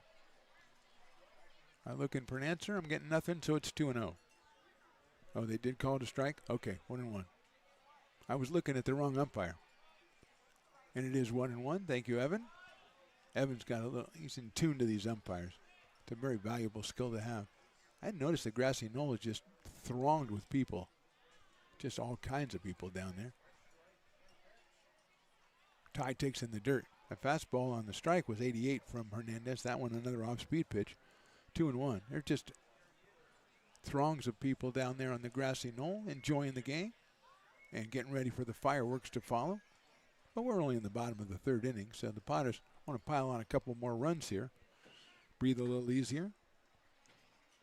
Been the beneficiary of 4 walks and 2 wild pitches in this inning. 2-1 coming to McGraw. Check swing, and it's inside. 3-1. Shane Miller on deck. Don't think Ty would leave the strike zone for one, but you never know. It's a summer night. You never know what could happen. The Gardendale group hopefully is tuning in on this one, watching their guy with the bases loaded out in Alabama. He fouls that one off, a fastball at 88. So Hernandez goes to the fastball, gets back in the count. It's a full count with the bases loaded and 2 outs. And so everybody moving except for, I would say, probably Groves at 3rd, taking it kind of easy, as he'll score if the situation arises pretty easily. 3-2 now on Ty McGraw.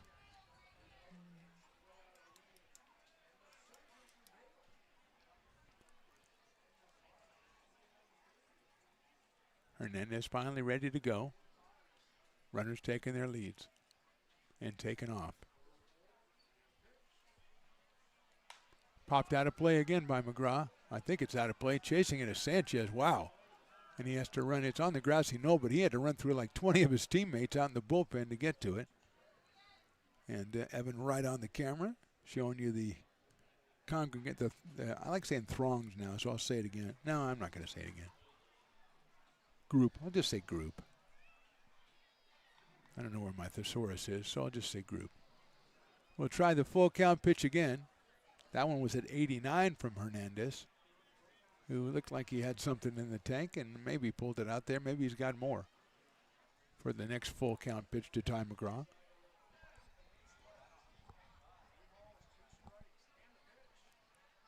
Line foul right over the top of the grassy knoll where there's some people walking there, a lot of people walking. As I said, this is a very good milling crowd. There's a lot of milling around going on. And that one narrowly missing a group down the walking by the grassy knoll. So we'll do it again at 3-2. That one 89 again from Eric Hernandez. Potter's runners getting a little tired as they are taking off on these pitches.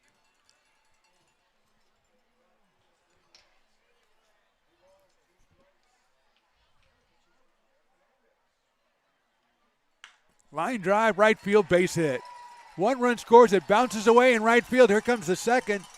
And it's finally picked up. McGraw delivers a 2-run single, and the Potters lead at 9-1. Grove scores, and so does Jordy Lopez. Ian Guanzon ends up at third base. McGraw has 3 runs batted in on the night. Potters get their first hit of the inning, and they have 3 runs. And here's Shane Miller. So what a battle. 3-2 battle. Hernandez coming with the 88, 89 mile an hour fastball. McGraw fouling it off, and then Ty just waited for one at 89 and 108 miles an hour off the bat, and it seemed like that. And 2-run scoring. The bobble didn't really matter in right field with the Walsh because I don't think it would. Potters would have scored 2 anyway. And I believe Ian would have made it to third too. So here's the pitch to Shane Miller. He takes a fastball and he takes it high. 1-0.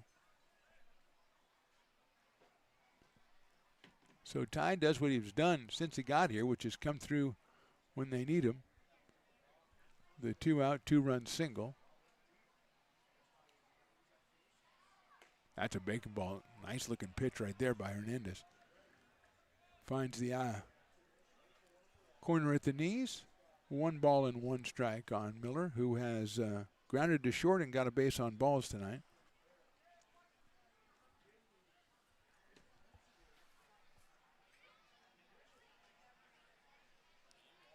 Hernandez checks Ty. He's not going anywhere at first base. Miller takes a breaking ball, that one low and outside. 2-1. 4 walks, a single, and a couple of wild pitches so far here in the third. And the Potters have scored 2 in the first, 4 in the second, and now 3 in the third.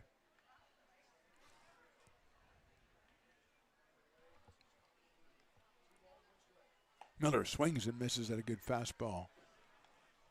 2-2. Perrin Bland on deck.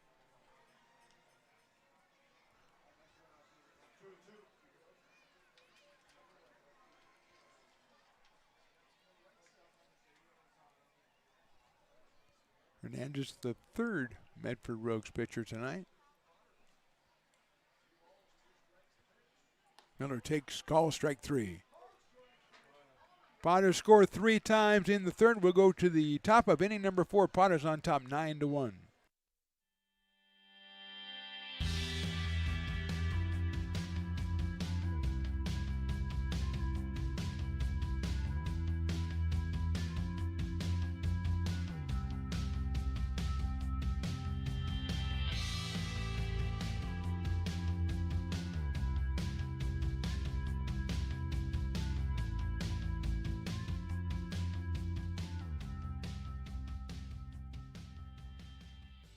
Lincoln Potters Baseball. Placer County's best-kept secret is back for another exciting summer at historic McBean Stadiums. Loaded with fun for the whole family, local beer, wine, and eats. Fireworks, giveaways, theme nights, kids zone, and more.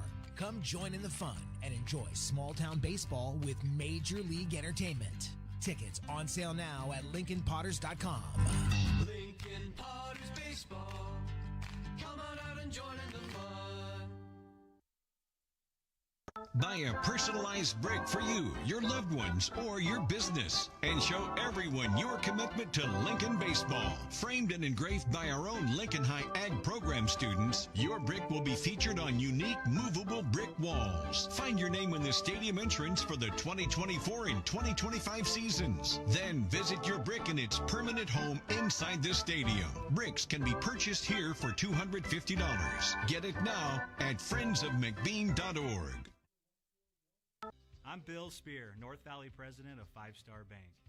In a time when business can feel so uncertain, we're here for you every step of the way. I know they have a lot of bells and whistles within their bank, but just the relationship piece here locally on the business side is huge for us. 5-Star treats us like we're number one. They're right there with suggestions, with help. So I have to bank with people that have our mission in mind. We're 5-Star Bank. How can we help you? Hey, Potters fans, want to keep restoring and renovating historic McBean Stadium? Now you can become a member of Friends of McBean. Annual membership start at $50. Become a member now at friendsofmcbean.org. This job is the Esplanade at Turkey Creek phases 4. Top of inning number 4, Potters 9, Rogues 1. Mark the Phantom Low along with Evan the Engineer. Dawson Raddick is the new pitcher for the Potters here in the top of the 4th. The young man from Gretna, Nebraska and Reinhardt University gets a strike on Jackson Rosenthal, making his 17th appearance. 17 and 2/3 innings, 12 strikeouts, ERA of 1.02. 14 hits in those innings, and he has given up 7 walks. Rosenthal singled his first time up. Takes that one a little bit outside, a little bit low. 1 ball and 1 strike. Jackson at 3:14 coming in, singled to right field his first time up. Hit the ball hard just about every time last night, but nothing to show for it. That one's lifted out toward left field. Norton's trying to find it. It goes back, still goes back, reaches up, and did he get it? No, he didn't. And Rosenthal's going to get to second base, and that's going to have to be a double because Norton couldn't find it, then went out back to the fence, and that thing carried farther than I thought it would carry. And it came back over his head, tried to reach back and get it and couldn't do so. So Rosenthal is at second base, and Ethan Swenson will be the hitter. That one was just all kinds of trouble from the get-go. Hit high in the air by a left-handed hitter to left, so it has slice on it. Right up in the sun. Jackson located it, tried to track it down, and here's Swenson, who flied to right his first time up on a really great play by Jordy Lopez. Well, you don't have to say really great. It's either really good or it's great. It was great. Swenson at 250, had a pinch hit last night out of Central Washington University. Outside, it gets off the glove of Smith and going back to the backstop. He charged a wild pitch, and Rosenthal is now at third base with nobody out.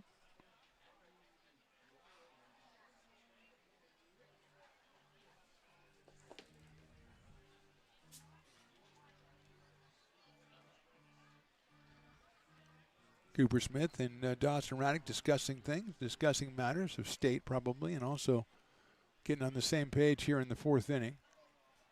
Potters have a big lead, but it's early, just the top of the 4th.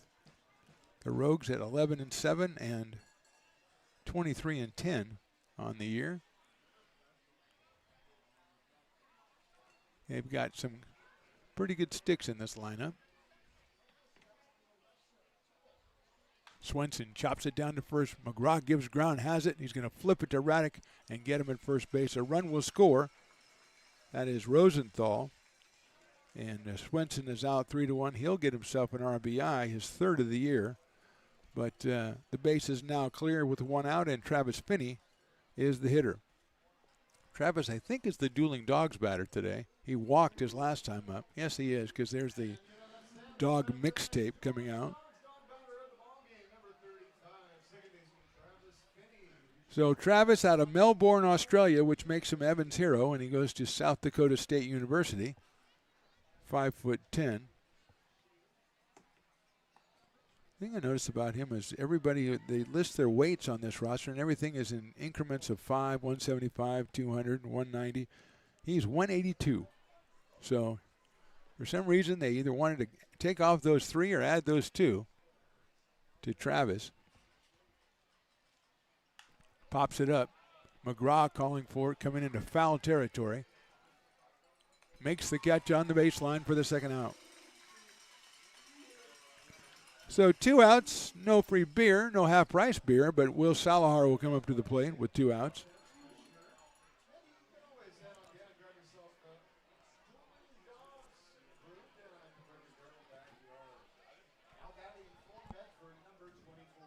Will Werlin, number 24 out of Scottsdale Community College.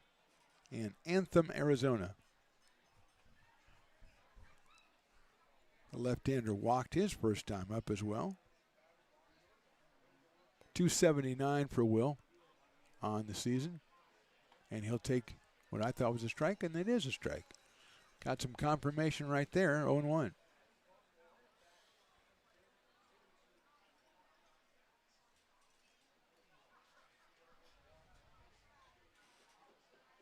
Oh, 1 coming up.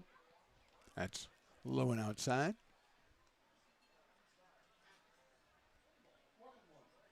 One ball and one strike.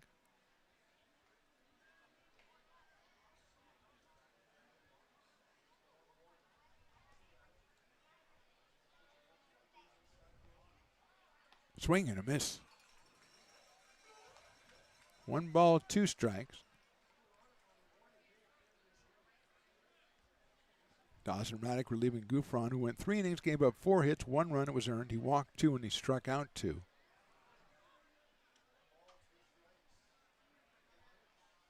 Swing and a miss. Got the strikeout to end the inning. So a run scores for the Rogues, but we'll go to the bottom of the 4th. Potters 9, Rogues 2.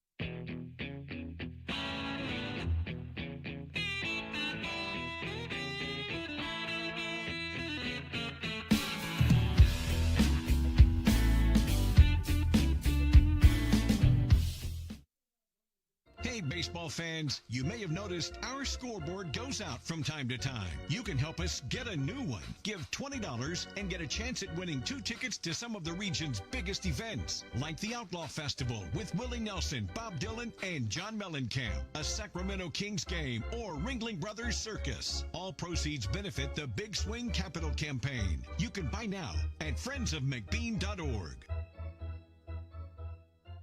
Hey everyone, this is Alex with the Downtown Lincoln Association. We're super excited to kick off Lincoln Loves Local, a new campaign designed to spotlight amazing businesses that make Lincoln so unique.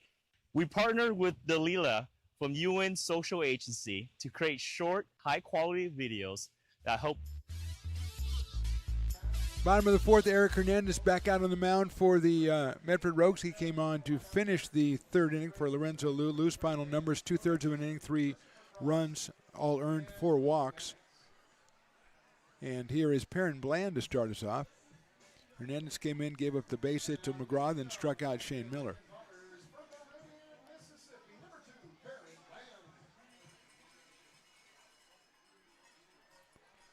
Bland is grounded out to 3rd twice. He swings and misses at a high fastball. 0-1.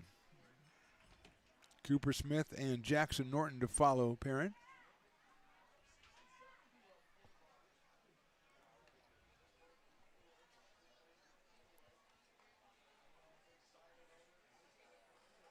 Hernandez delivers, and that one just misses outside. 1 ball and 1 strike on Perrin Bland, who comes into the game at .372. He has a half dozen home runs.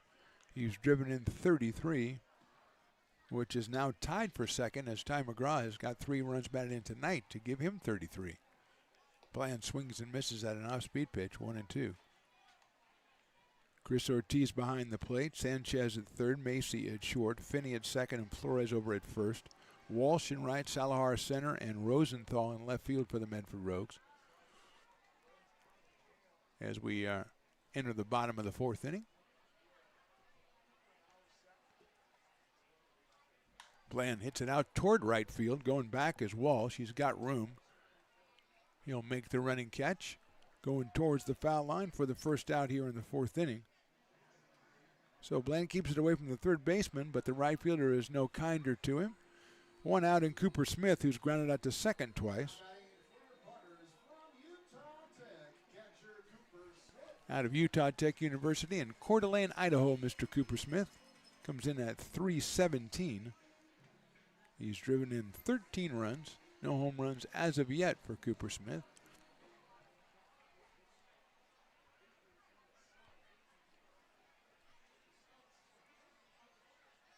Fouls that one off. Fastball at 84 from Hernandez. We saw him go as high as 89 when he was matched up with Ty McGraw back in the third inning. That one at 84 got the foul ball from Cooper Smith. Potters back in action tomorrow. That'll be a 6:05 start again. No fireworks tomorrow. It's just Sunday. That's when we start at 6:05. Marysville Giants will make the journey down and provide the opposition. Another PEL game. That fastball is just a little too high. 1-1 on Cooper Smith. Then the Potters will have Monday off and then a very busy final week of the season.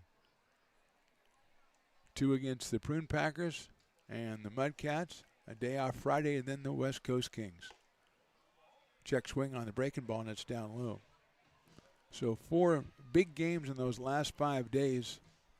Capped off with the West Coast Kings coming in for a fan appreciation night on Saturday the 25th. That's a 7:05 start, but you want to get your tickets as that one will be pretty well attended as well. A lot of great prizes being given out that night, in addition to the Daniel Susak trading card. Chopper foul down the first base line.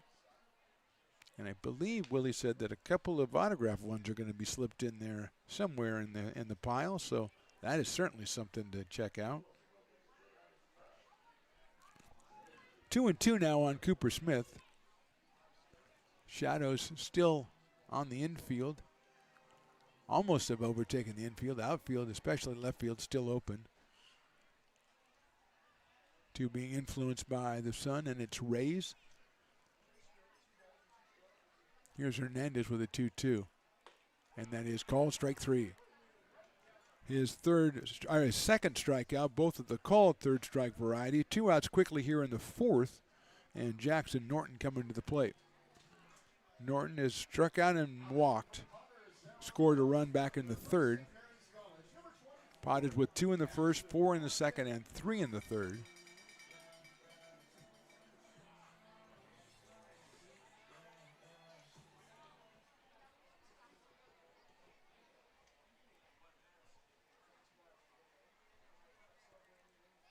Norton hits a little squibber out towards second base. Finney has it over to first. It's a good inning for Eric Hernandez. 1-2-3 as we go to the top of the fifth. Potters 9 and the Rogues 2.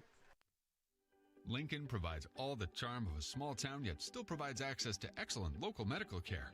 At Lincoln Urgent Care, you can find expert services and a compassionate staff available 7 days a week. A friendly front desk staff will welcome you when you come into our brand new facility. Your wait time will be minimal at our walk-in clinic, unlike the emergency room. From broken bones and lacerations to allergies, flu shots, and illnesses, we treat a variety of urgent medical conditions. What sets us apart is not just our central location in Lincoln, but the convenience of our extended hours, including weekends. We've become Lincoln's first choice for urgent care because we treat patients of all ages for a variety of conditions and take most insurances. We're proud to be an approved provider for veterans and welcome in our military patients. From our family to yours, we're here when you need us.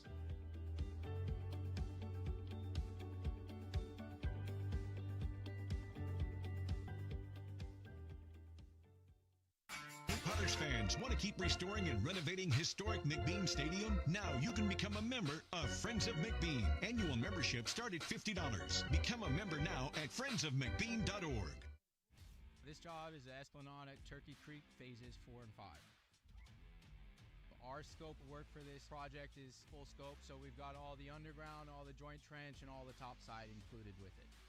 We're putting in sewer pipe, manholes. We're not doing services yet. We go through and do all the main line, and then we come back and do all the services after that. I would say this project right here, the one we're working on, is probably about a 2-month project. it's very costly to the developer. So beating the schedule is very important, more important than most projects. It's got a lot of groundwater, so we've got an extensive groundwater pump system in place. It's just cool to be a part of the built environment and know that for the next 100 years that people are going to use and enjoy what we've created here today.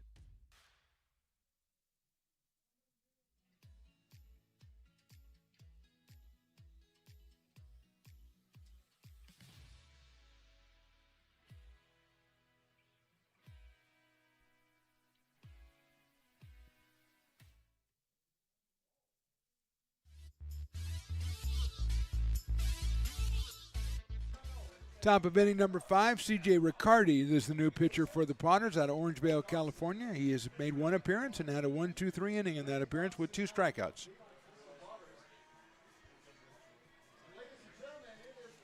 Jonathan Walsh, the right fielder, will lead us off here, and he's followed by Logan Macy and Ken Sanchez against C.J. Riccardi.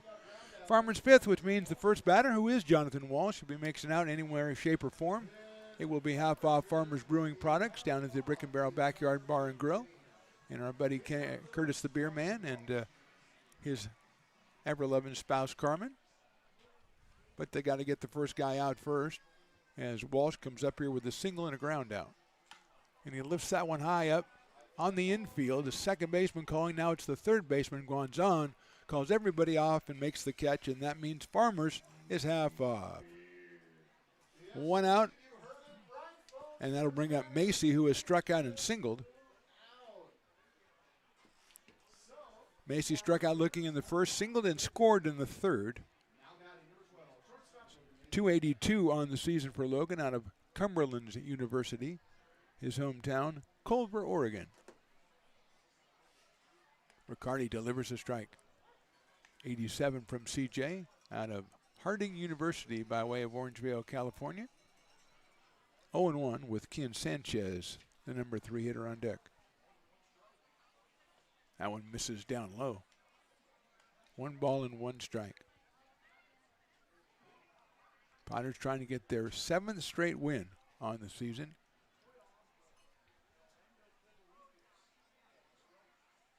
That one's fouled out of play. Jack Ufron started, went the first 3 innings, gave up 4 hits and 1 run. Dawson Raddick, an inning, a hit, a run, and a strikeout. And now C.J. Riccardi.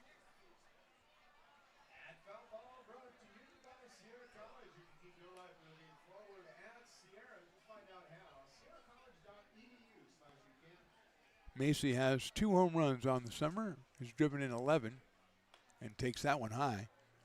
Another 87-mile-an-hour fastball from C.J. Riccardi. One more Wine and Wiener Wednesday on the schedule. Next Wednesday against the Prune Packers. That's lifted high in the air on the infield. Who's going to call that one off? It's the shortstop, Shane Miller, and he'll make the catch. So a couple of pop-ups, a couple of outs, and it'll bring up the number 3 hitter, Ken Sanchez, who's flied to right and drilled a single to left. So he is 1 for 2. As Piper the Peacock has got the Super Soaker out, and he's just got, that is like very close to up targets. Just nailing them as Sanchez steps in, followed by Chris Ortiz. Breaking ball, nice pitch, strike 1. Ken 348, 2 home runs, 12 batted in. Cal State Stanislaw for the third baseman for the Medford Rogues. Fastball outside, 1-1. Little point blank action for Piper the Peacock. Getting some of the parking lot Potters. Can't remember, that seafood boil sounds tremendous. Because he was talking, Don was up here talking about that a couple of weeks ago. 2-1 now on Sanchez as that off-speed pitch misses. And I told him I didn't think it was my jam. Then I saw one on one of those cooking shows and it looked pretty fun. 2 balls and 1 strike.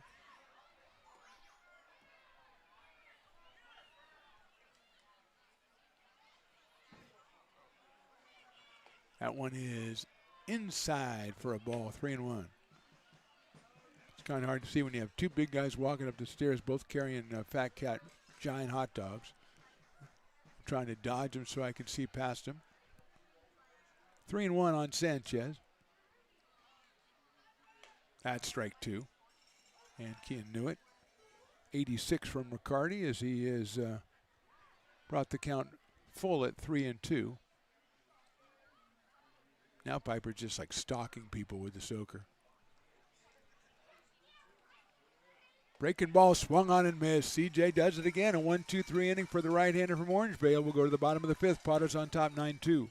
Hey, baseball fans, you may have noticed our scoreboard goes out from time to time. You can help us get a new one. Give $20 and get a chance at winning 2 tickets to some of the region's biggest events, like the Outlaw Festival with Willie Nelson, Bob Dylan, and John Mellencamp, a Sacramento Kings game, or Ringling Brothers Circus. All proceeds benefit the Big Swing Capital Campaign. You can buy now at friendsofmcbean.org.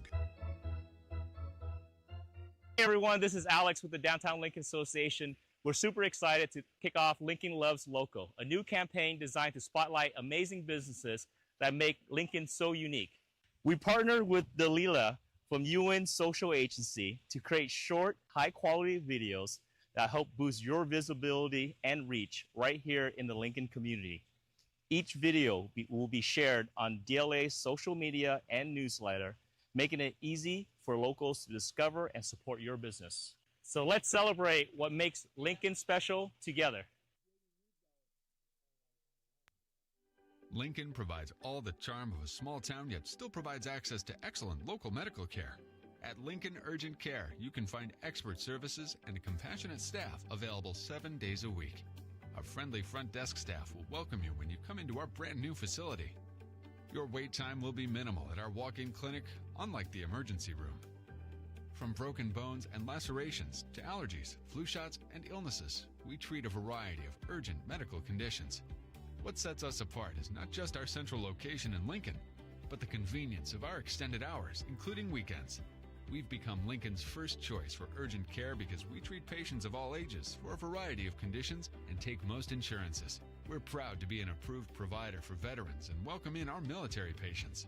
From our family to yours, we're here when you need us.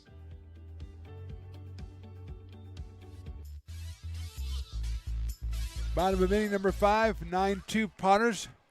Jaden Nugebauer, last night's shortstop, is tonight's pitcher for the Rogues. He is the 4th pitcher for Medford. Eric Hernandez went an inning and a third, gave up 1 hit and struck out 2. And here's Mays Madsen to lead off the bottom of the 5th against Nugebauer. Mays hits a ground ball to the left of Finney, but Finney is all over it at second base and flips over to first for the out. Covering a lot of ground is Travis Finney at second base, and he's got the assist on that one, and Ethan Groves will be the hitter. Madsen had singled and grounded out to first. So Groves has got a single and a walk, and he's scored twice. He's up here with 1 out in the 5th. Sails a fastball high at 88 from Nugebauer. Grove started the night at 341. He'll take that fastball and his ball too. Just misses outside. Jordy Lopez, the top of the order to follow. And Groves takes a strike, 2-1.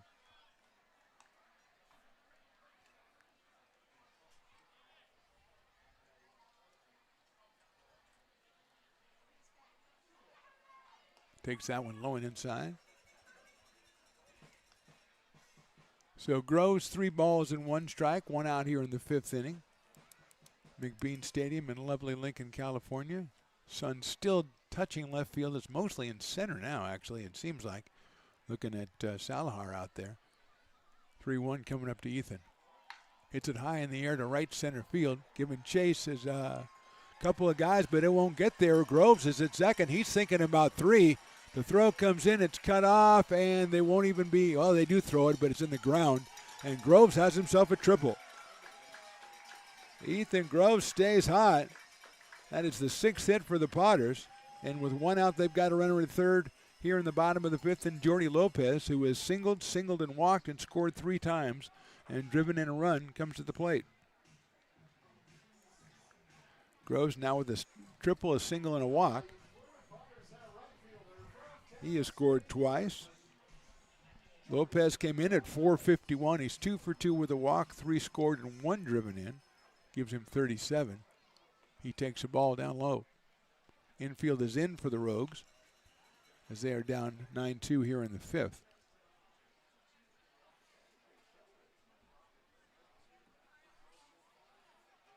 Jordy hits it out in the left center, slicing away from Salahar. He won't get there. It's down into left center field by the fence. Lopez is at second. He will stop right there. It's another hit for Jordy Lopez, another run for the Potters, and it's now 10-2 in favor of Lincoln. Lopez, third hit of the night, his second run batted in.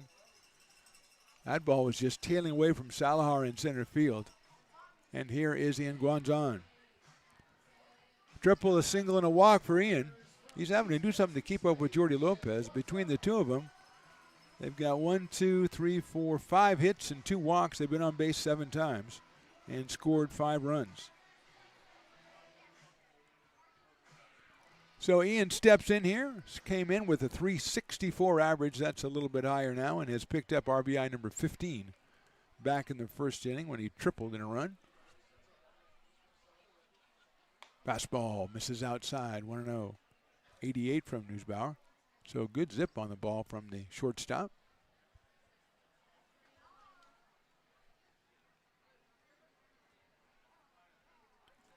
Potters with a couple of triples in this game, Guanzon and Groves. And now have 7 hits. They've been beneficiary of 6 base on balls from the Rogues, and the Rogues have also committed 2 errors. Potters lead this one 10-2. And again, we've talked about it. In their winning streak, they have scored an amazing amount of runs.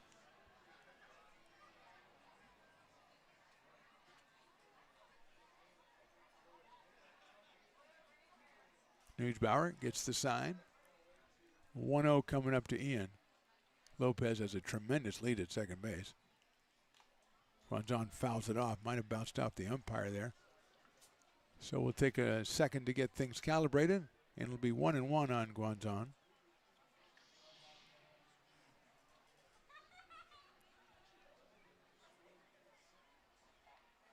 I think it's 88 runs over the 7 wins. Something crazy like that. Maybe it's 78 runs. No, I think 78 probably sounds about right.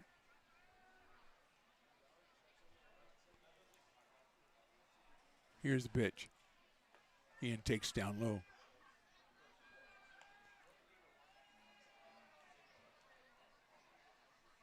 2-1 now on Guanzon. We've got activity in the bullpen for the Medford Rogues. Just getting loosened up. Potter's also with some activity over there.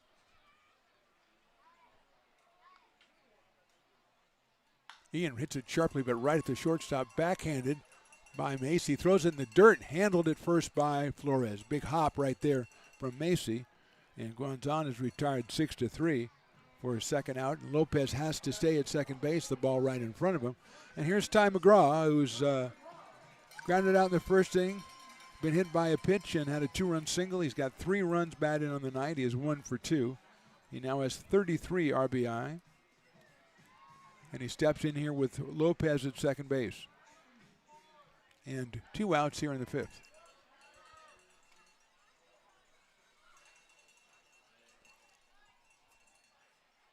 That is in there for a strike.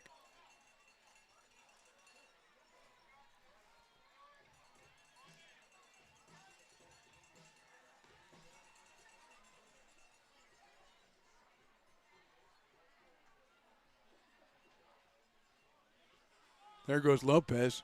A throw is going to be too late. Lopez steals third. Neusbauer rebounded very quickly and got it over to Sanchez, but Jordy was right there. He's at third base now.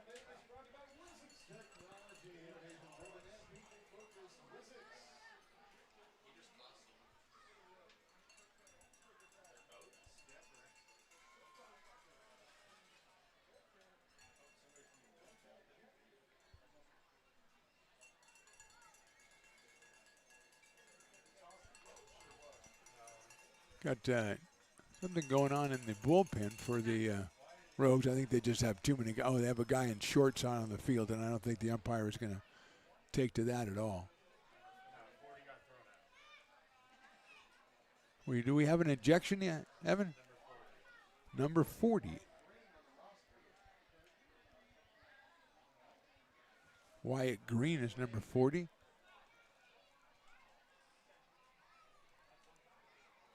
Oh and 1 on Ty McGraw. And 40 is leaving, going right over to Sabores, New Mexico, which is what I would do if I was thrown out.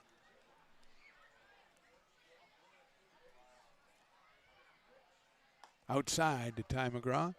1 ball and 1 strike. Doing a little math here. I think the 7-game, I think we might have forgot a game. I got 104 runs over the 7-game winning streak. McGraw swings and misses. We had a game in there on the road that they scored 23. They scored 19, one of them at home. And they've been in double digits every game except, I think, 2, and they were both 9. So, yeah, I think it's 104 runs. McGraw swings and misses. 2 off-speed pitches, and he's down on strikes. The Potters score again in the 5th. We'll go to the 6th. They're on top 10-2.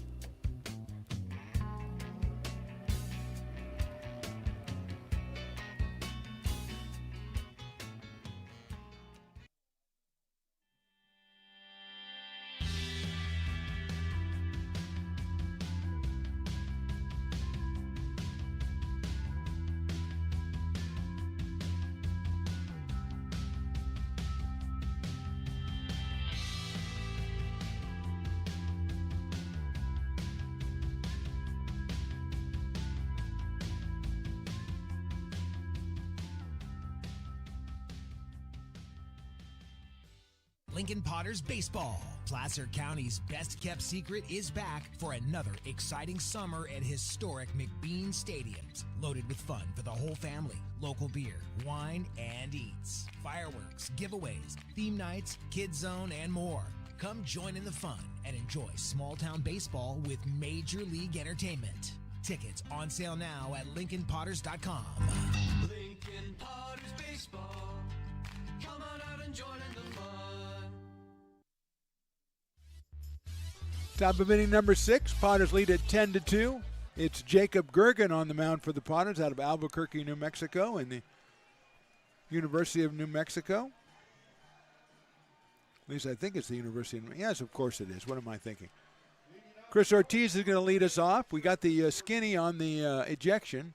We can't name names, but the aggrieved party says he didn't do it, and that's good enough for me. And what do they do to the guy when he gets thrown out? They tell him to come up to the press box. It's in center field, run down and caught by Mays Madsen. Wyatt Green making some friends up here. He's going to hang out with Willie for a while.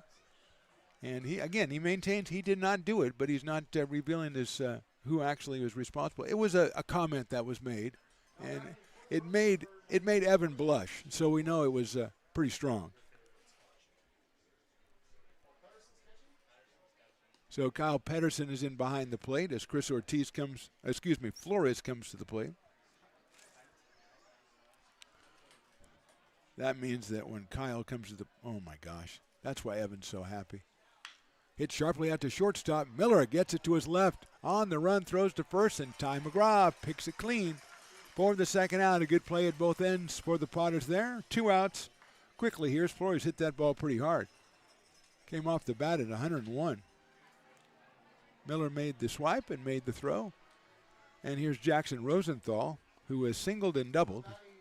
Line drive single. He doubled into the, he doubled into the sun in left field, and Jackson Norton, really nothing he could do out there.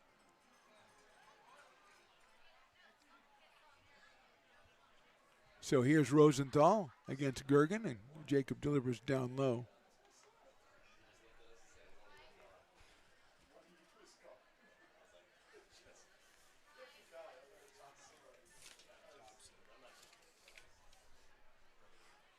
So Brady Dobson is taken over in left field for Jackson Norton. And Kyle Pedersen is now behind the plate for the Potters. Jacob Gergen. 2 balls and no strikes on Jackson Rosenthal with Ethan Swenson to follow him. We are in the 6th inning with 2 outs. Potters 10 and the Rogues 2. Gergen's fastball misses outside at 88. So Rosenthal looking to get on base for the 3rd time tonight. Jackson out of Hawaii Pacific and coming from Ashland, Oregon. And that is a strike. Glad the umpire bailed me out there. I thought he was going to hang me out to dry. On the outside corner, 3 balls and 1 strike.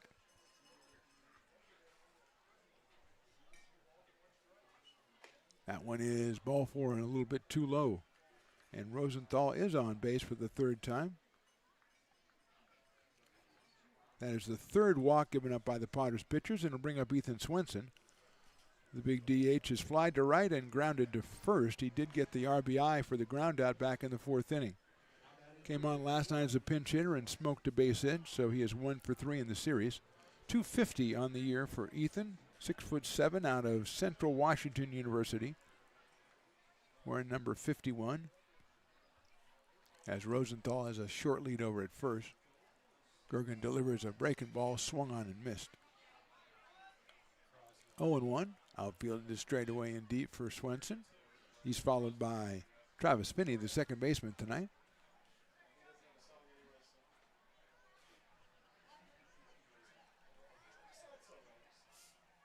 Swenson swings and misses, gets the good cut at 89-mile-an-hour fastball. That was heat on heat right there, and it goes Gergen's way. So Jacob ahead in the count, no balls and 2 strikes now.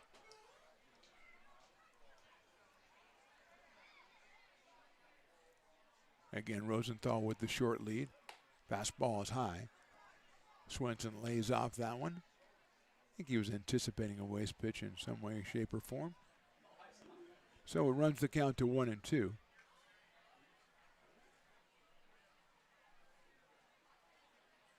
Did he go? I think he might have. Yes, he did. They're going to throw it to second, take him out. He struck out. A lot of outs. We'll bank him for the next inning. Bottom of the 6th coming up. Potters 10, Rogues 2. Buy a personalized brick for you, your loved ones, or your business, and show everyone your commitment to Lincoln baseball. Framed and engraved by our own Lincoln High Ag program students, your brick will be featured on unique movable brick walls. Find your name in the stadium entrance for the 2024 and 2025 seasons. Then visit your brick in its permanent home inside the stadium. Bricks can be purchased here for $250. Get it now at friendsofmcbean.org. I'm Bill Spear, North Valley president of 5 Star Bank. In a time when business can feel so uncertain, we're here for you every step of the way. I know they have a lot of bells and whistles within their bank, but just the relationship piece here locally on the business side is huge for us. 5 Star treats us like we're number 1. They're right there with suggestions, with help. So I have to bank with people that have our mission in mind. We're 5 Star Bank. How can we help you? Hi, Bill Evans, president of the Placer County Association of Realtors. We're in our store, our conference facilities, an amazing team helps keep together an amazing organization, and we thank them all. This organization can't do what it does and can't run the way it runs without the help of so many members volunteering their time. The success of the Placer County Association of Realtors is largely dependent on our active volunteer members to help our organization and industry. The work of our committees greatly impacts our ability to champion efforts across the board and giving back to the Placer County community wherever we can. Like all service organizations, I wanted to serve. And getting involved with the affiliate committee was the perfect way to do that. I love being able to serve my community with my business friends and other leaders and give back to those who are in need. The thing I love about the PCAR committees is they all work toward the same goal of bringing the community together to support those in need in our surrounding area. I instantly came to the meeting and had a wonderful time, felt like I was a part of something bigger, and it was just the start of my leadership journey.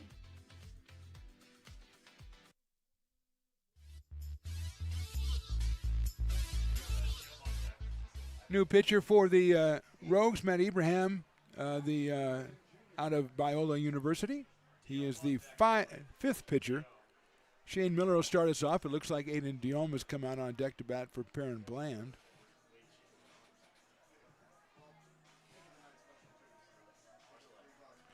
Miller has struck out, walked, and grounded out, so he will lead it off against Ibrahim.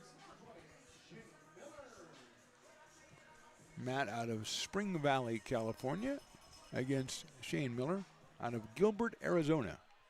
So it's a California-Arizona clash more than anything else. That's a little blooper out towards second. Finney will grab it, and the first out is recorded on the first pitch. And Aiden Diome will pinch hit for, or bat for Perrin Bland and take over the DH job.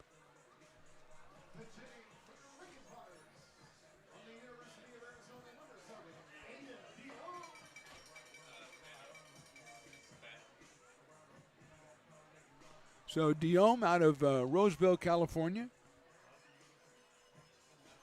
comes up here with one out. Abraham making his 9th appearance. He is 1-0, 10 2/3 innings, a great ERA of 0.84, and he has struck out 16 in 10 2/3. So very impressive numbers for the right-hander. And he delivers a strike. 0-1, 86 from Matt.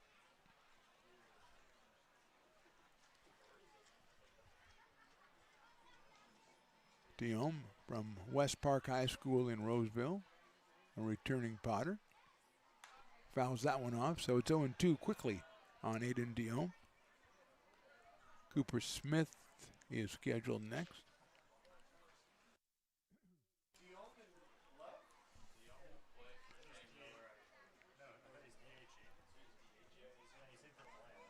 Oh for 2, 0-2 in the dirt, ball one. So Diome will take over the DH spot from Perrin Bland, who was 0 for 3 on the night. A couple ground outs and a fly out to right field for Perrin. Again, we congratulate him on committing to Southern University, the Jaguars, or Jaguars, whichever way you want to say it. Diome 1 ball, 2 strikes. Breaking ball. Broke a little bit too late. A little bit too high. And it's 2 balls and 2 strikes. Some good shaved ice action tonight. You do see that a lot of times when you get the fireworks nights, the full house nights. You bring out the all shaved ice fans. And certainly doing so tonight. Diome swings and misses. So Abraham makes short work of the first 2 Potters he faces, and Cooper Smith will be the third. Although he will not be the third because Kyle Pedersen came in for him in the top of the inning. So Cooper was 0 for 3. Kyle with that wonderful walk-up song called Your Love by the Outfield, and I think we should all have a copy of the 45. You even know what a 45 is, Evan? I didn't think so. A 45 record, do you know what that is? Okay, good. I was beginning. Oh, there's a Star Wars guy right there. He's got a lightsaber and everything. But he's probably about 7, so I think I could take him. Although the Force, you know, if you got the Force, it doesn't really matter how old you are. Pedersen 0-1. Kyle out of Roseville, California, and UC Davis. Swings and misses at the off-speed pitch. And it is 0-2 on Kyle Pedersen. Brady Dobson, who came on for Norton in the top of the inning, will be the next hitter, either now or in the next inning for the Potters. That's low and inside. 90 miles an hour from the right-hander, Matt Ibrahim Jr. 6-footer, 210 pounds. I don't know if he looks like 210.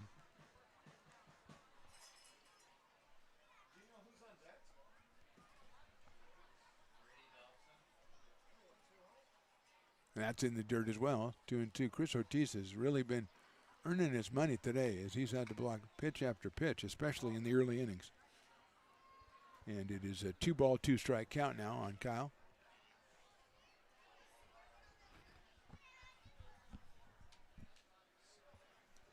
Potters back in action tomorrow, 6:05 start against the Marysville Giants. Pedersen swings and misses. Abraham, an impressive inning for the Rogues. We'll go to the top of inning number 7. Potters 10, Rogues 2.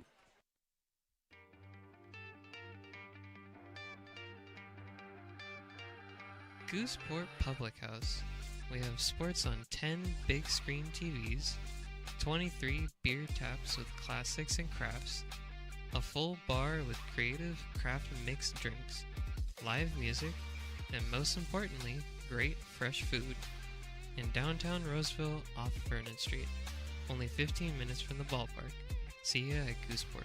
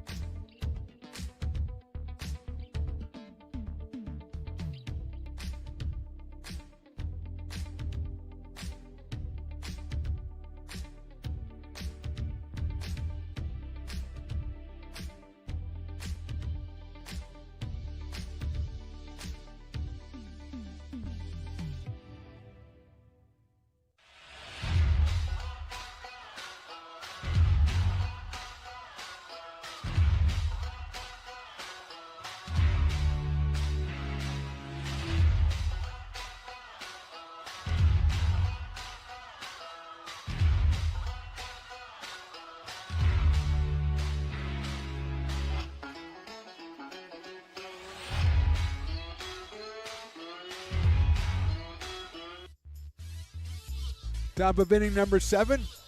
Alex Krosno is the new pitcher for the Potters. He follows Gouffron, who went the first 3, then Raddick 1, Riccardi 1, Gergen 1, and now Alex Krosno. He will start it off against Travis Finney, the second baseman.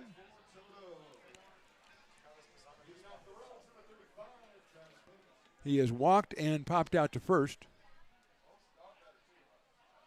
That is outside for a ball. When I say outside, I'm being kind. It was well outside. Oh, that's right. He's the dueling dogs batter, and today it's bars open till the end of the game because of fireworks.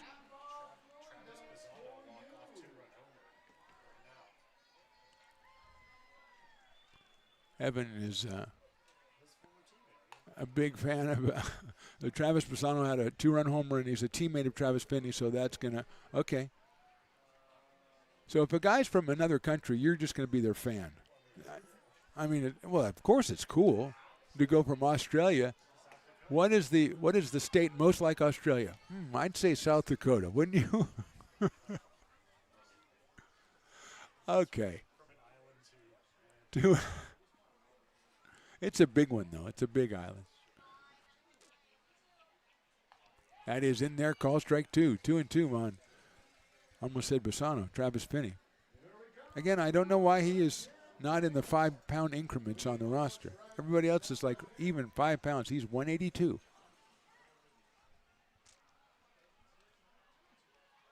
Krosno delivers down low, so it's 3-2.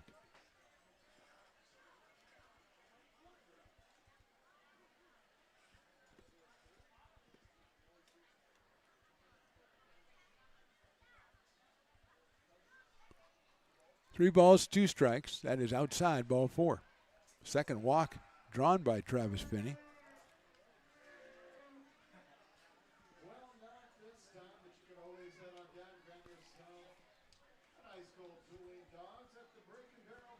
So Krosno will now face Will Salahar, the center fielder, the number 9 hitter. This is Alex's 9th appearance, 9 innings pitched, 8 strikeouts. He's allowed 1 earned run. No wins, no losses. And he walks the opening hitter, that's Travis Finney, and now Salahar takes a fastball inside. Salahar's walked and struck out, so he's 0 for 1. Comes in at 279 out of Scottsdale Community College. And not at my favorite city, but Anthem, Arizona is a cool name for a city. I like that. That is a little too high, so it's 2-0. Activity in the pen for the Rogues. And Nate Kujawski is going to come out and talk to Krosno. He says, look, we're ahead 10-2. We need to throw strikes.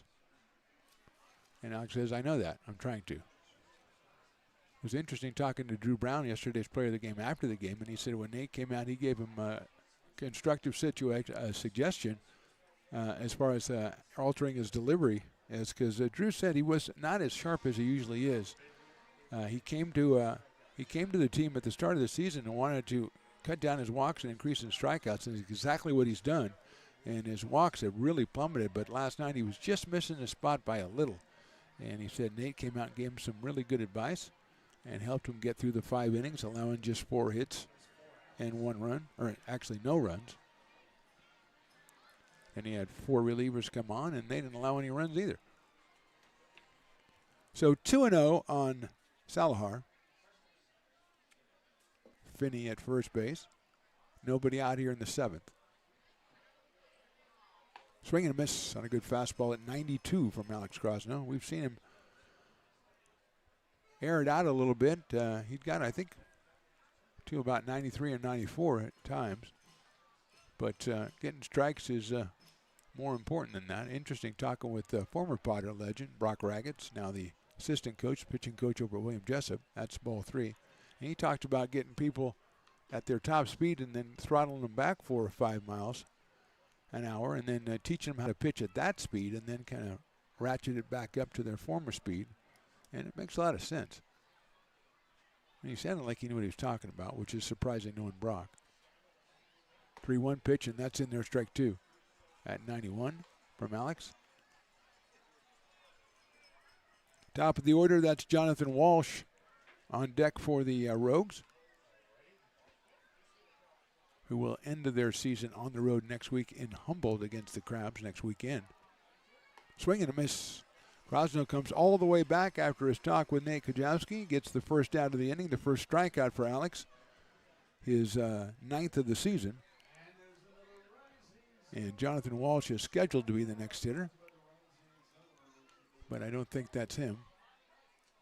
That's actually number 30, who would be Diego Gabriel, and I've seen his name spelled 3 different ways. Now it has Gabriel. I've seen it Grabiel. So it says Gabriel on here, so that's what we're going to go with, and he's batting for Jonathan Walsh. Walsh was 1 for 3, led off the game with a base hit back in the first inning, because that's when you lead off games. Fastball is in there for a strike, 1-1.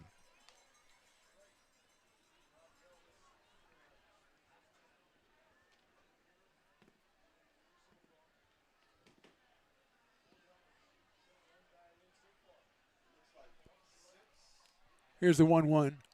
Swings and misses at that one, 1-2. Yeah, on the roster, it's Grabiel, Grabiel. It's Gabiel. Oh, no. Oh, no. No, please, no. Oh, it's Dr. Evil's back, Evan. 1-2 pitch. Could be called strike 3. Krosno delivers 92 miles an hour on the inside corner. Whoa, my goodness. Dr. Evil's back. What is this, Dr. Evil? Maple bacon. Maple bacon, and it's a waffle on a stick, right? Yep. Okay. At some point in the next week, I want you to make some time, because my friend Evan over here, he doesn't understand how you get the waffle on the stick. So you'll come up here and you'll explain it to him at some point? Okay, go. Thank you, Dr. Evil, coming up with another concoction, maple bacon waffle on a stick. Who comes up with these things? First pitch is outside to Logan Macy, the shortstop. He has singled, struck out, and popped to short.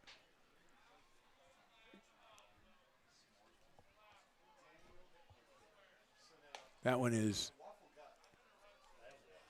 a little too high, I guess, for a ball.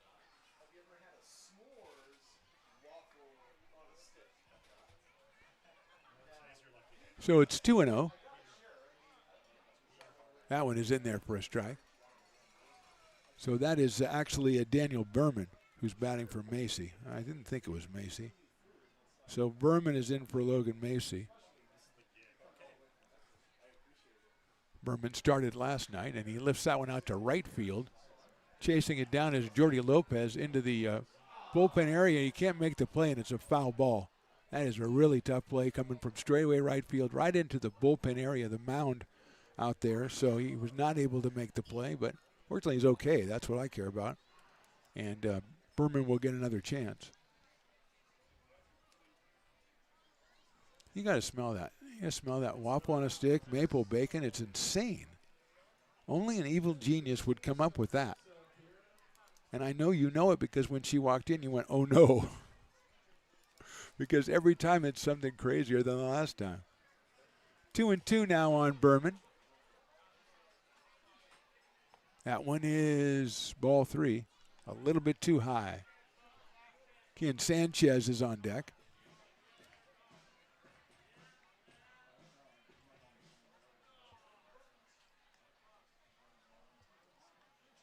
Swings and misses. Grosno gets the strikeout, gets 3 strikeouts in the 7th inning. Potters fans are stretching pretty. They're on top, 10-2. Hey, Potters fans, want to keep restoring and renovating historic McBean Stadium? Now you can become a member of Friends of McBean. Annual membership start at $50. Become a member now at friendsofmcbean.org. When it comes to your home's maintenance and repairs, Jeffers Resource Group has you covered.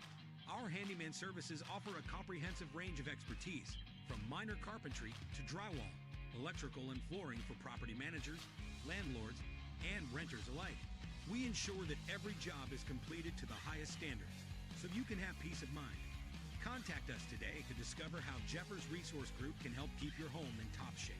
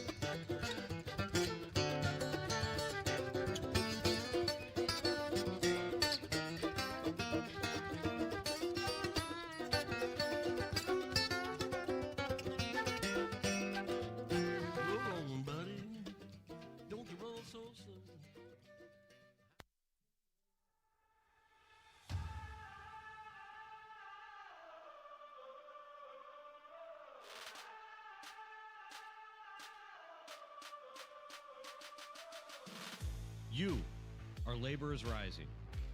And now you understand where we came from, what solidarity means, and what we have ahead of us. No one's going to defend us but us. No one's going to help construction workers except us. And I can't wait to see you out there.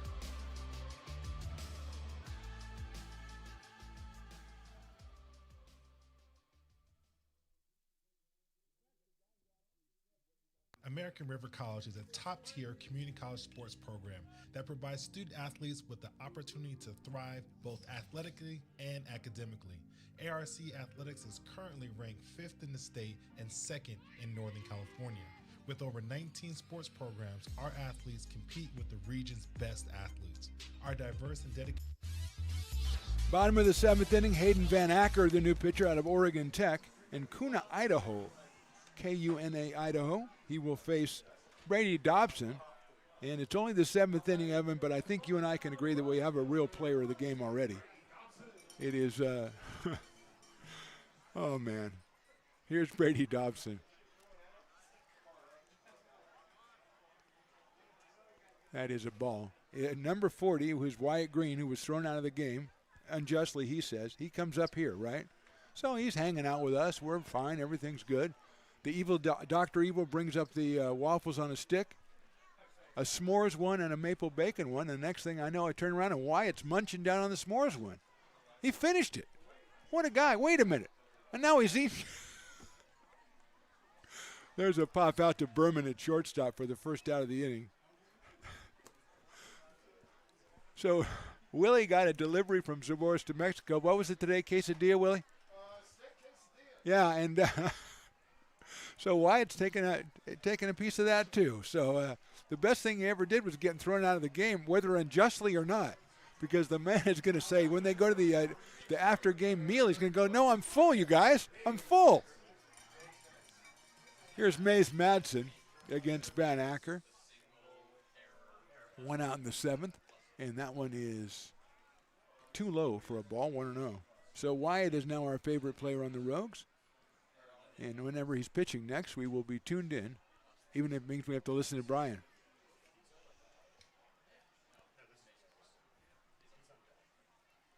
Madsen takes inside. Ethan Groves on deck.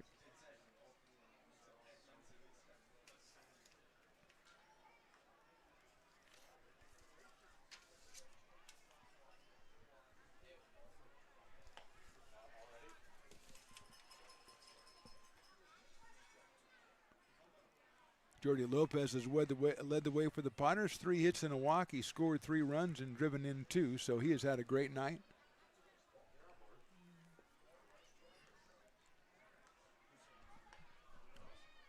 Ethan Groves also, who is on deck. He's singled, walked, and tripled and scored 3 times. So, and Ian Guanzon with a couple of hits and an RBI, and he scored twice. So a couple of Potters coming through today, as that one is outside and Madsen takes the ball. And he'll go down to first base. And that'll bring up Ethan Groves, who has singled and scored. That was in the 2nd. Then he walked and scored in the 3rd. Then he tripled and scored in the 5th. So Ethan, who has emerged in the later couple of games, he is the shortstop for the Potters this summer. Started out as an outfielder. And he is up here against Hayden Van Acker with now Madsen at first base. Left-hander delivers outside with the slider 1-0.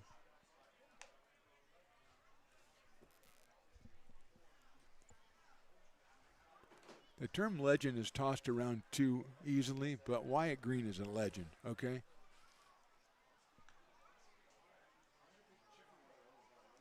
That's hit high in the air to right field.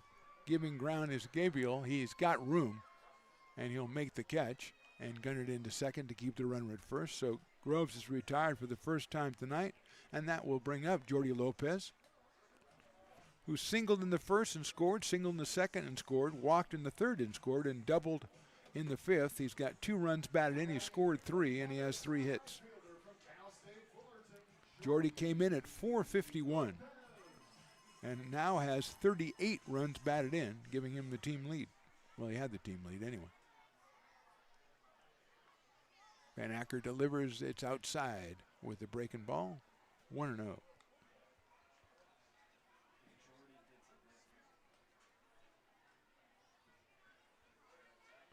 Ian Guanzon is the next scheduled hitter. He is indeed out in the on-deck circle. 1-0 pitch to Jordy, and is a strike. 1-1.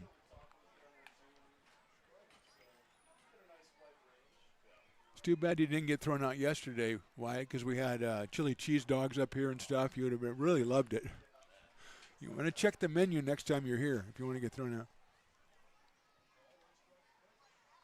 That's high for a ball. 2-1 on Jordy.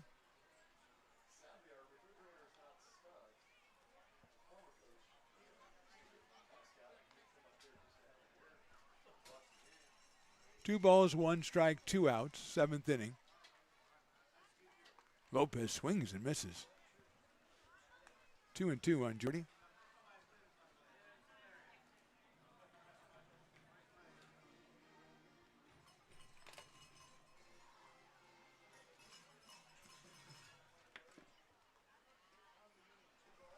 Here's the 2-2 coming up with a runner at first base. Lopez hits it, a little blooper into left center field, and that's down for a base hit. Lopez with another single, this time into left center field. His 4th hit of the ball game. The Potters now have 8 hits. Make that, yes, 8 hits. And here's Guanzon. Ian has tripled in a run, singled, walked, and grounded to shortstop. So he has now 15 runs batted in. He has scored twice. Comes in at 364. He's got 2 on and 2 out here in the 7th.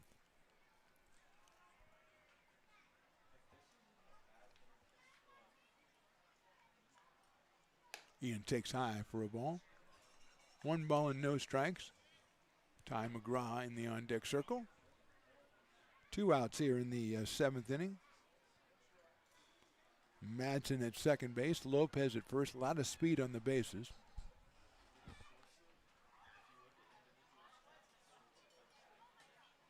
That's lined into left field, deep, and gone. A home run for Ian Guanzon. A 3-run blast, and it makes it 13-2 Potters.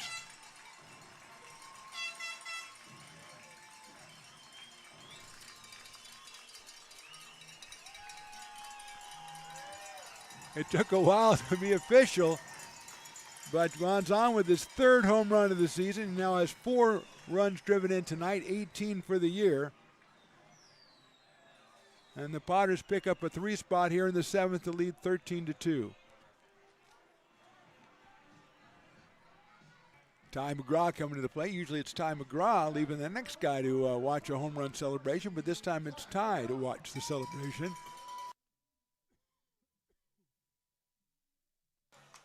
Left-hander against left-hander.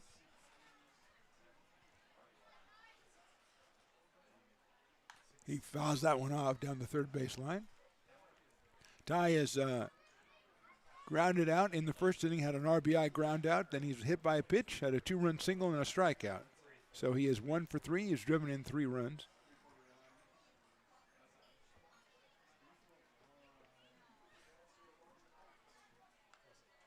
And he's up here with a no-ball, 1-strike count.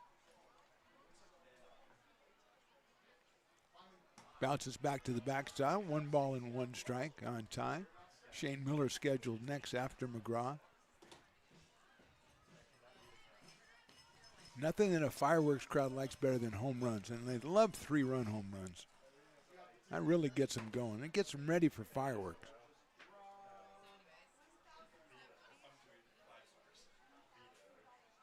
McGraw takes the ball. 2-1.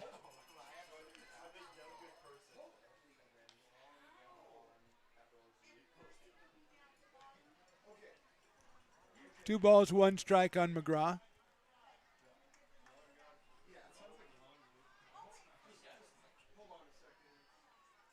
Three balls and 1 strike. On number 25, comes in at 361. Now has 33 runs batted in and 8 home runs. Had 1 last night.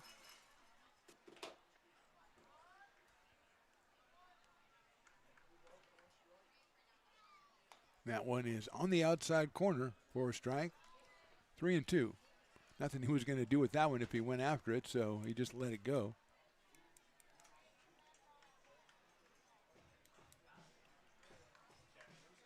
Full count pitch, 2 outs here in the 7th inning. That is called strike 3. So the Potters score 3 on the Guanzon home run, and we'll go to the top of inning number 8. Potters 13, Rogues 2. American River College is a top-tier community college sports program that provides student athletes with the opportunity to thrive both athletically and academically. ARC Athletics is currently ranked 5th in the state and 2nd in Northern California. With over 19 sports programs, our athletes compete with the region's best athletes. Our diverse and dedicated coaching staff helps athletes develop the skills necessary to compete at the next level. Start your community college athletics journey with us. American River College, Sacramento's best athletic program. Go Beavers.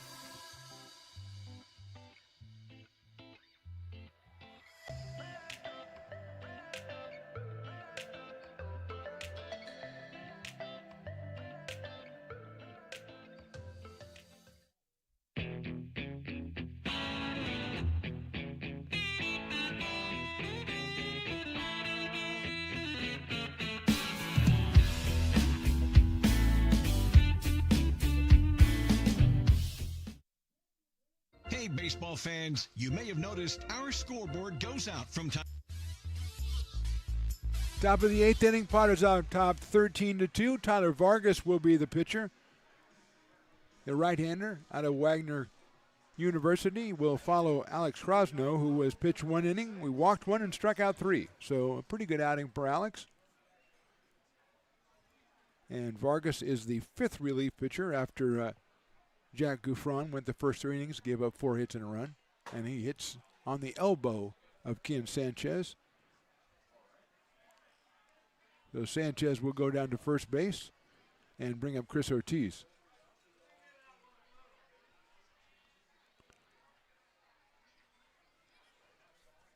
Vargas out of Rancho Cordova, California.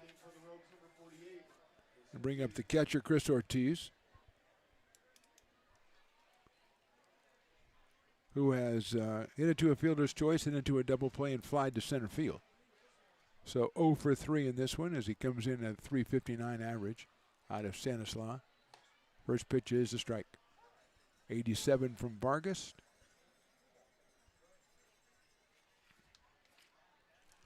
Chaz Flores is on deck, the first baseman for the Rogues. Sanchez a short lead over at first.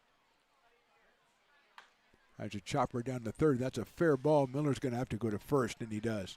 He looked at second, made the smart play. He knows the team just needs outs right now, and he went across the diamond to first. So Jordy Lopez is at first. That's Guanzon down at third, actually, not Miller. So Lopez is taken over at first.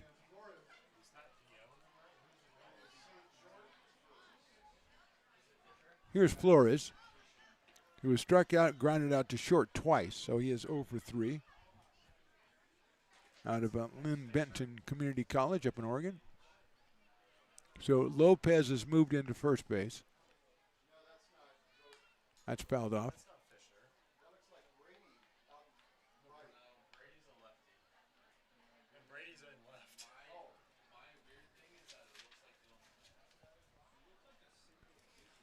Trying to put together the new Potters defensive alignment out there. We have Lopez at first. We have Brady Dobbs in left field. I think we have Madsen in center field. We think it might be Fisher, but we don't know. Swing and a miss and a good fastball at 88 from Tyler Vargas. Ty McGraw. So Ty has switched spots with Jordy Lopez. Anything you can do, I can do better. Madsen in center. Groves, Miller, and Guanzon, the other infield spots along with Jordy Lopez. 0-2 coming up.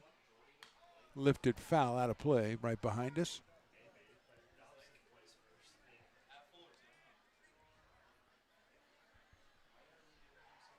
Jackson Rosenthal is scheduled next, and he is indeed in the on-deck circle for the Medford Rogues, who are in danger of falling to 11-8 in the PEL. Potters looking to improve to 15-8 and win their 7th straight game. Here's Vargas. Little blooper on the left center field. That's going to drop for a base hit. Picked up out there by Madsen. He hits the cutoff man. But it's a single for Flores. Moving to third is Sanchez. Hit number 6 for the Rogues, and brings up Jackson Rosenthal, who has a single, has a double, and has a walk. So he's 2 for 2. He scored a run. Jackson out of Hawaii Pacific University comes up here with 2 on and 1 out here in the 8th inning. That's a outside pitch. Just outside on the outside corner. Ball 1, 1-0.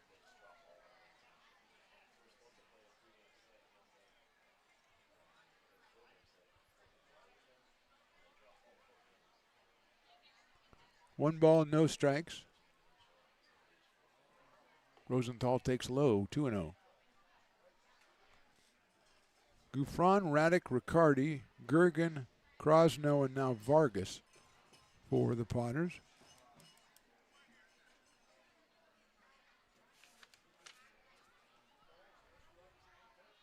Swing and a miss. Good fastball. Down right at the bottom of the strike zone. And Rosenthal went after it. It's 2-1 on Jackson. A .314 hitter on the season for Medford. Down to first. Lopez handles it. Goes to second for 1. Back to first. And it gets away, but I don't think they would have got him anyway. A run will score. It's a fielder's choice. Sanchez scores the run. RBI for Rosenthal. Flores is out at second base from Lopez to Miller. And Rosenthal will stay at first, so no error would be charged on the play. Lopez got the ball cleanly, but his throw to second lacked a little oomph. And Miller tried to make up for it by gunning it to first base and was not successful, so here's Ethan Swenson.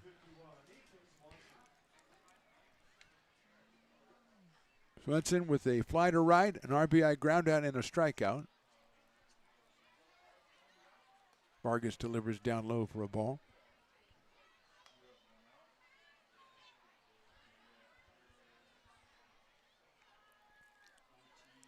Swenson out of Central Washington University.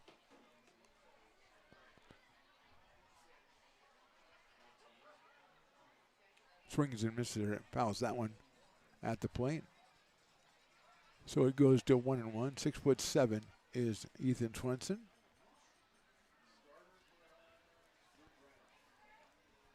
He is in the DH spot today. Had the pinch hit last night in a game won by the Potters 9-0. Vargas with a breaking ball misses inside, 2-1.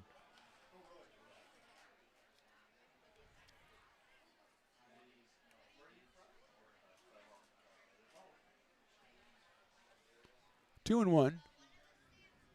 Rosenthal is down at first base. 1 run in for the Rogues here in the 8th inning. Fastball, 3-1. Just misses low. Big strike zone here with Swenson at 6'7", but that one a little too low. Those knees are pretty high.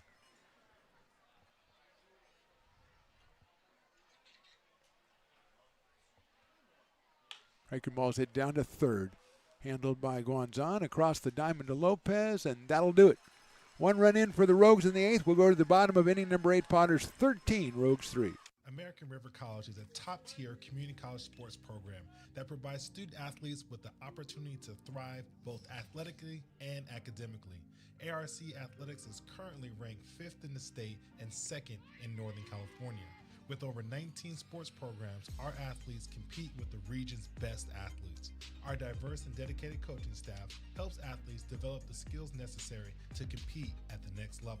Start your community college athletics journey with us. American River College, Sacramento's best athletic program.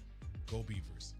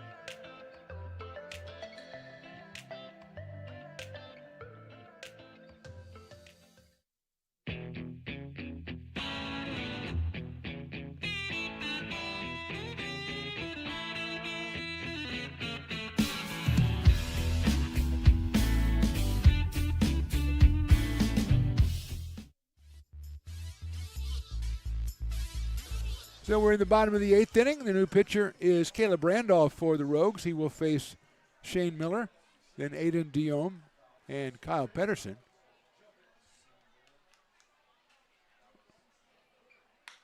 Sharply to the right of second base, into right center field, the base hit for Shane Miller. His first of the night, the 9th hit for the Potters. Make that 10th hit for the Potters, and it'll bring up Aiden Diome. Diome came on for Perrin Bland in the DH spot, struck out back in the 6th inning, so Aiden is 0 for 1. Randolph making his 15th appearance, 2 wins, no losses, 2 saves, 16 innings, 20 strikeouts, and 8 walks, ERA of 4.50. And he's greeted with a solid single by Miller and a ground ball off a breaking pitch by Diome down the first base line, but foul. Pedersen scheduled next, then Brady Dobson for the Potters.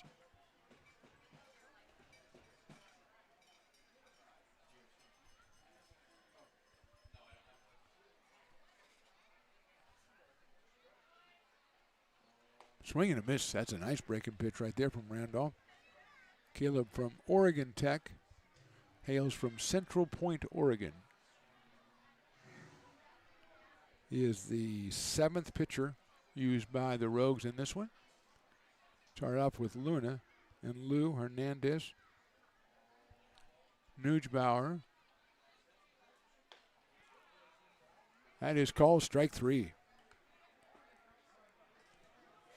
Abraham Van Acker, and now Randolph, who gets the strikeout, and then here comes Kyle Pedersen.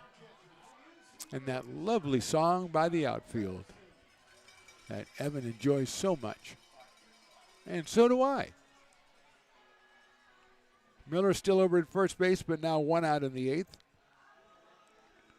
Kyle came on and struck out in the 6th inning, taking over for Cooper Smith behind the plate.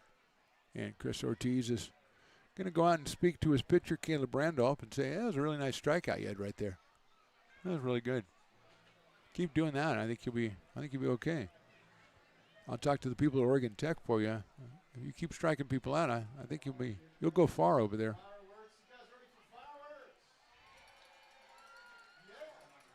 So Pedersen steps back in. Miller with a very short lead over at first base. Tyler Vargas went 1 inning for the Potters. I'm assuming he's going to be coming out as that pitch is down low. We got activity in the bullpen.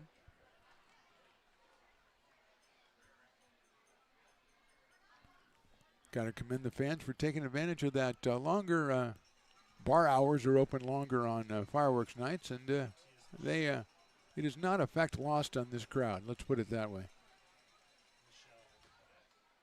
That is outside for a ball. Ray Garcia was just up here and said, it's crazy out there. It's crazy out there. You're lucky you're in here. I said, yes. I'm in my cocoon in here, and you go out with the craziness. It's a fireworks night. Anything can happen. Plus, you got Chewbacca out there. I'm assuming he's still out there. Star Wars night. That Anakin Skywalker guy. Kyle takes a ball. Just misses. Low and outside. So it's 3-0 on Pedersen.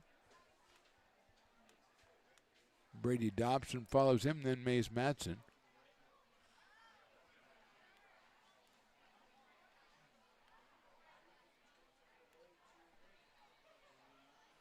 .30 pitch, ball 4. That'll move Shane Miller down to second base. Kyle will go down to first base and bring up Brady Dobson, who came on back in the 6th inning for Jackson Norton, popped out to shortstop in his only appearance. Out of Stockton, California, and Cal State Northridge. Or Cal State Fullerton. Correction there, not Northridge, Fullerton.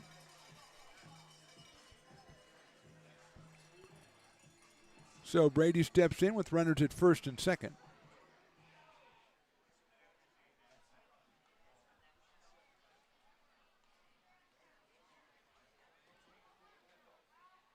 That fastball just a little bit too high.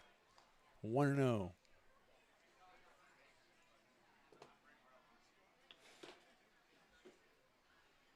One ball, no strikes on Brady. Home games this week, Potters. Well, tomorrow, obviously, 6:05. Come on out and check out the Potters against the Marysville Giants. Swing and a miss by Dobson. Then on Wednesday, a Wine and Wiener Wednesday, last one of the season against the Healdsburg Poon Packers. 6:35 for that one. 6:35 the next night when the Mudcats come a-calling. I don't know if Mudcat Man will make it. And then the last one is Saturday night against the West Coast Kings. A 7:05 first pitch for Fan Appreciation Night. Foul back to the screen, so it's 1-2 on Brady. Wine and Wiener Wednesday. It's been a big hit this year, Evan. I don't know if it's the half-off sangrias, if it's the $2 off hot dogs, or if it's just having bacon-wrapped hot dogs down there. Although I think they should offer the chili cheese dog again, because it's the last Wine and Wiener Wednesday.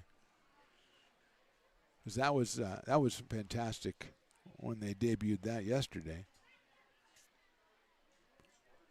1-2 pitch coming up to Brady. Went after the high fastball, strike 3. 2 strikeouts in the inning for Caleb Randolph, and it'll bring up Mays Madsen, who was singled, grounded out twice, and walked. He has scored a run. That was back in the 2nd inning. He's the one who started the 4-run 2nd inning that pushed a 2-0 lead to 6-0.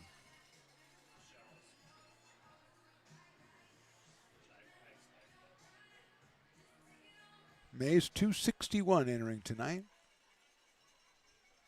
He's up here against Caleb Randolph.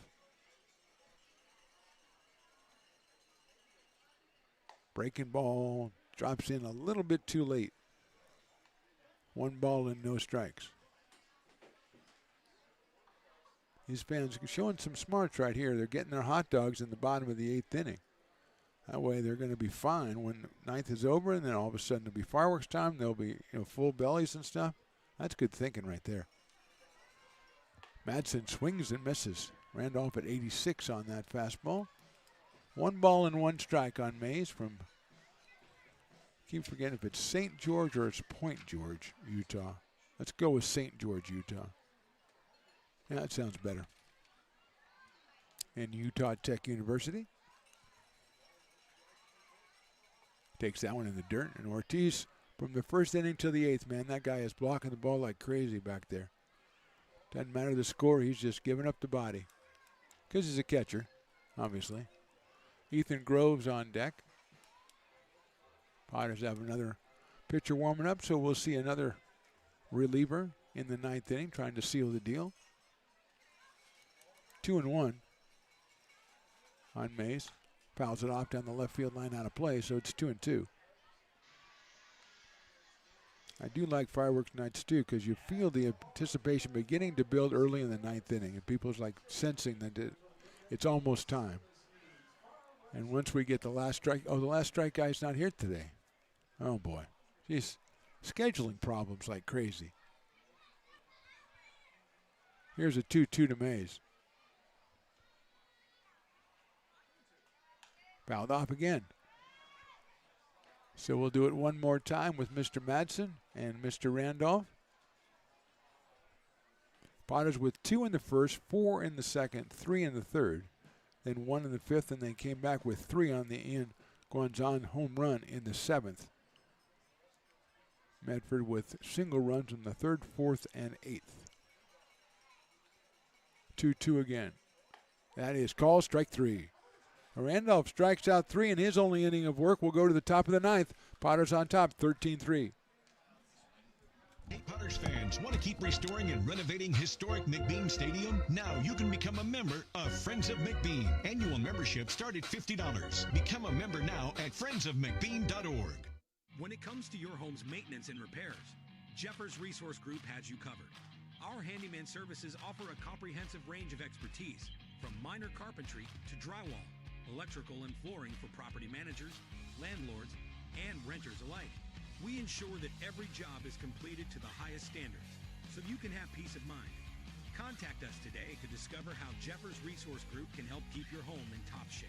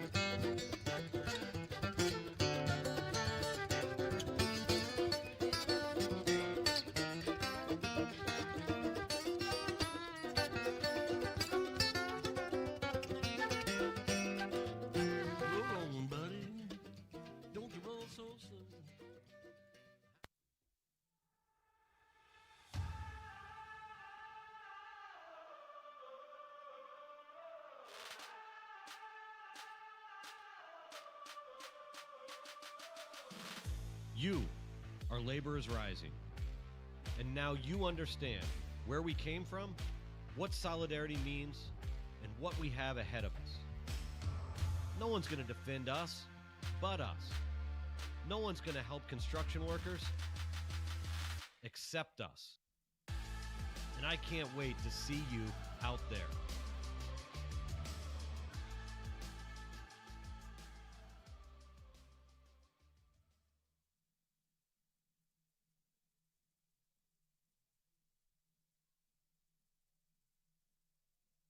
American River College is a top-tier community college sports program that provides student athletes with the opportunity to thrive both athletically and academically. ARC Athletics is currently ranked 5th in the state and 2nd in Northern California. With over 19 sports programs, our athletes compete with the region's best athletes. Our diverse and dedicated coaching staff helps athletes develop the skills necessary to compete at the next level. Start your community college athletics journey with us. American River College, Sacramento's best athletic program. Go Beavers.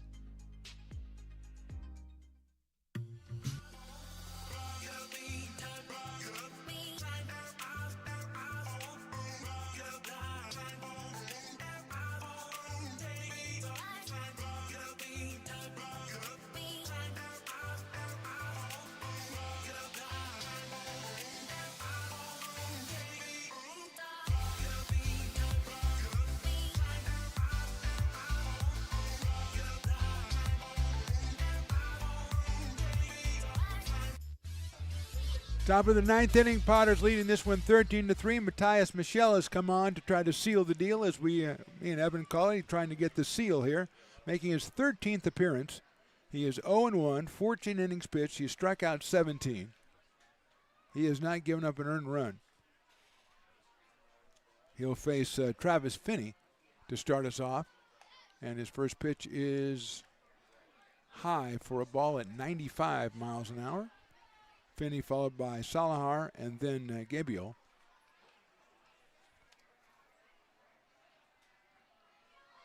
Finney has walked twice and popped out to first. So 0 for 1 in this one. Chopper out towards short. Miller will take it on the big hop, throw across the diamond, and get the out at first base. Jordy Lopez doing the deed over at first. One out here in the ninth inning, and that'll bring up Will Salahar.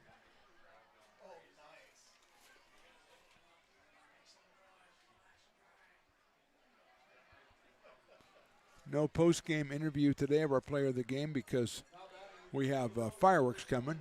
And so I can declare any player of the game I want. And Evan, I'm thinking I'm going to do a crazy thing for player of the game. I don't know. I don't even know if you want to be involved with me and associated with me when I do this, as Will Salahar comes to the plate.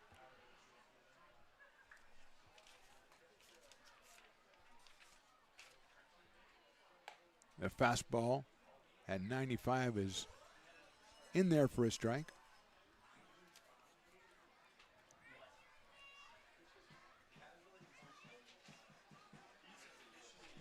Diego Gabriel is on deck. Salahar with a couple of strikeouts and a walk in the game tonight.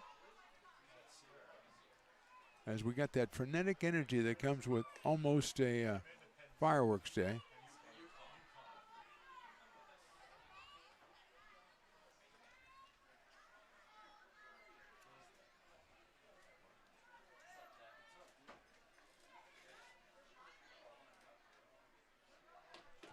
Here's the pitch. That one is in there for a call strike.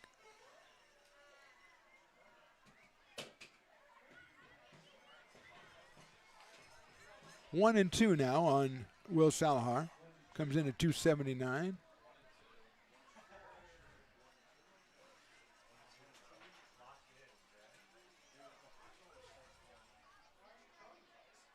Swings and misses.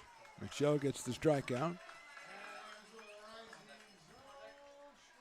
That's the 10th strikeout for Potters pitchers tonight and leaves it all up to Diego Gabriel. Although I think there might be a pinch hitter. No.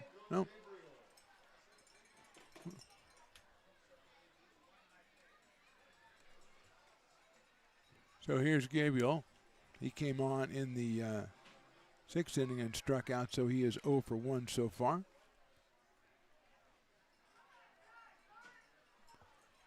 Michel from the windup. Gets the breaking ball, but it's a little bit too low. 1 ball and no strikes.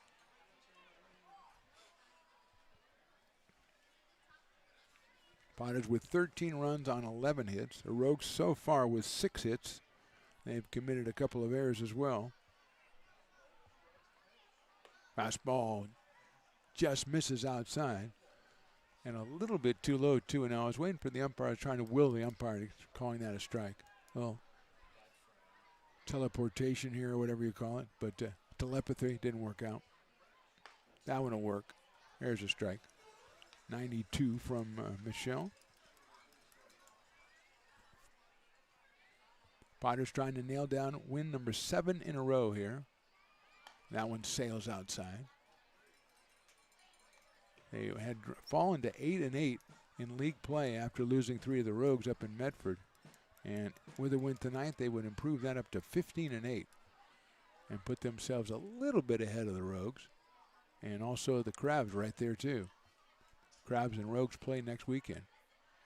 Ball 4. So the base on ball is to Gabriel. He'll go down to first base. And that'll bring up Daniel Berman, who came on for Logan Macy back in the 7th inning. He struck out in his only appearance. So Berman, who started yesterday out of Cal State Northridge, steps up here with 2 outs and a runner on here in the 9th inning.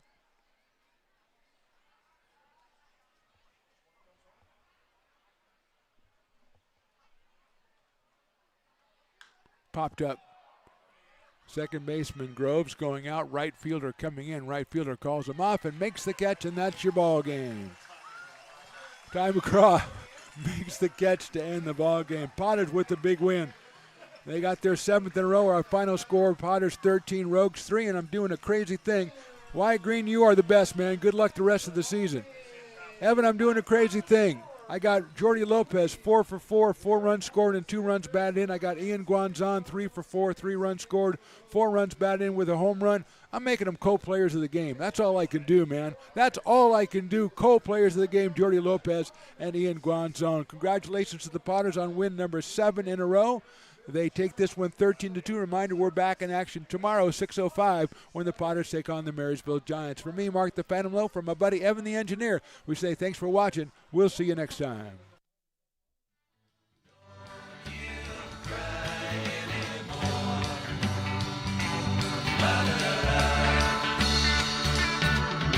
Sleep in the stars. Don't you cry.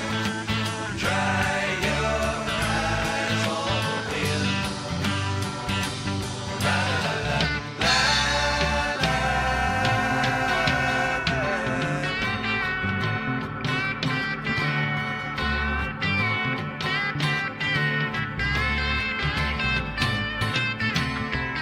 I know is something like a bird within her sang.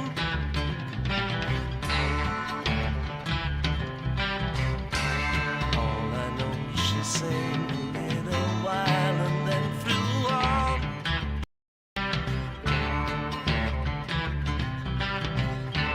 Just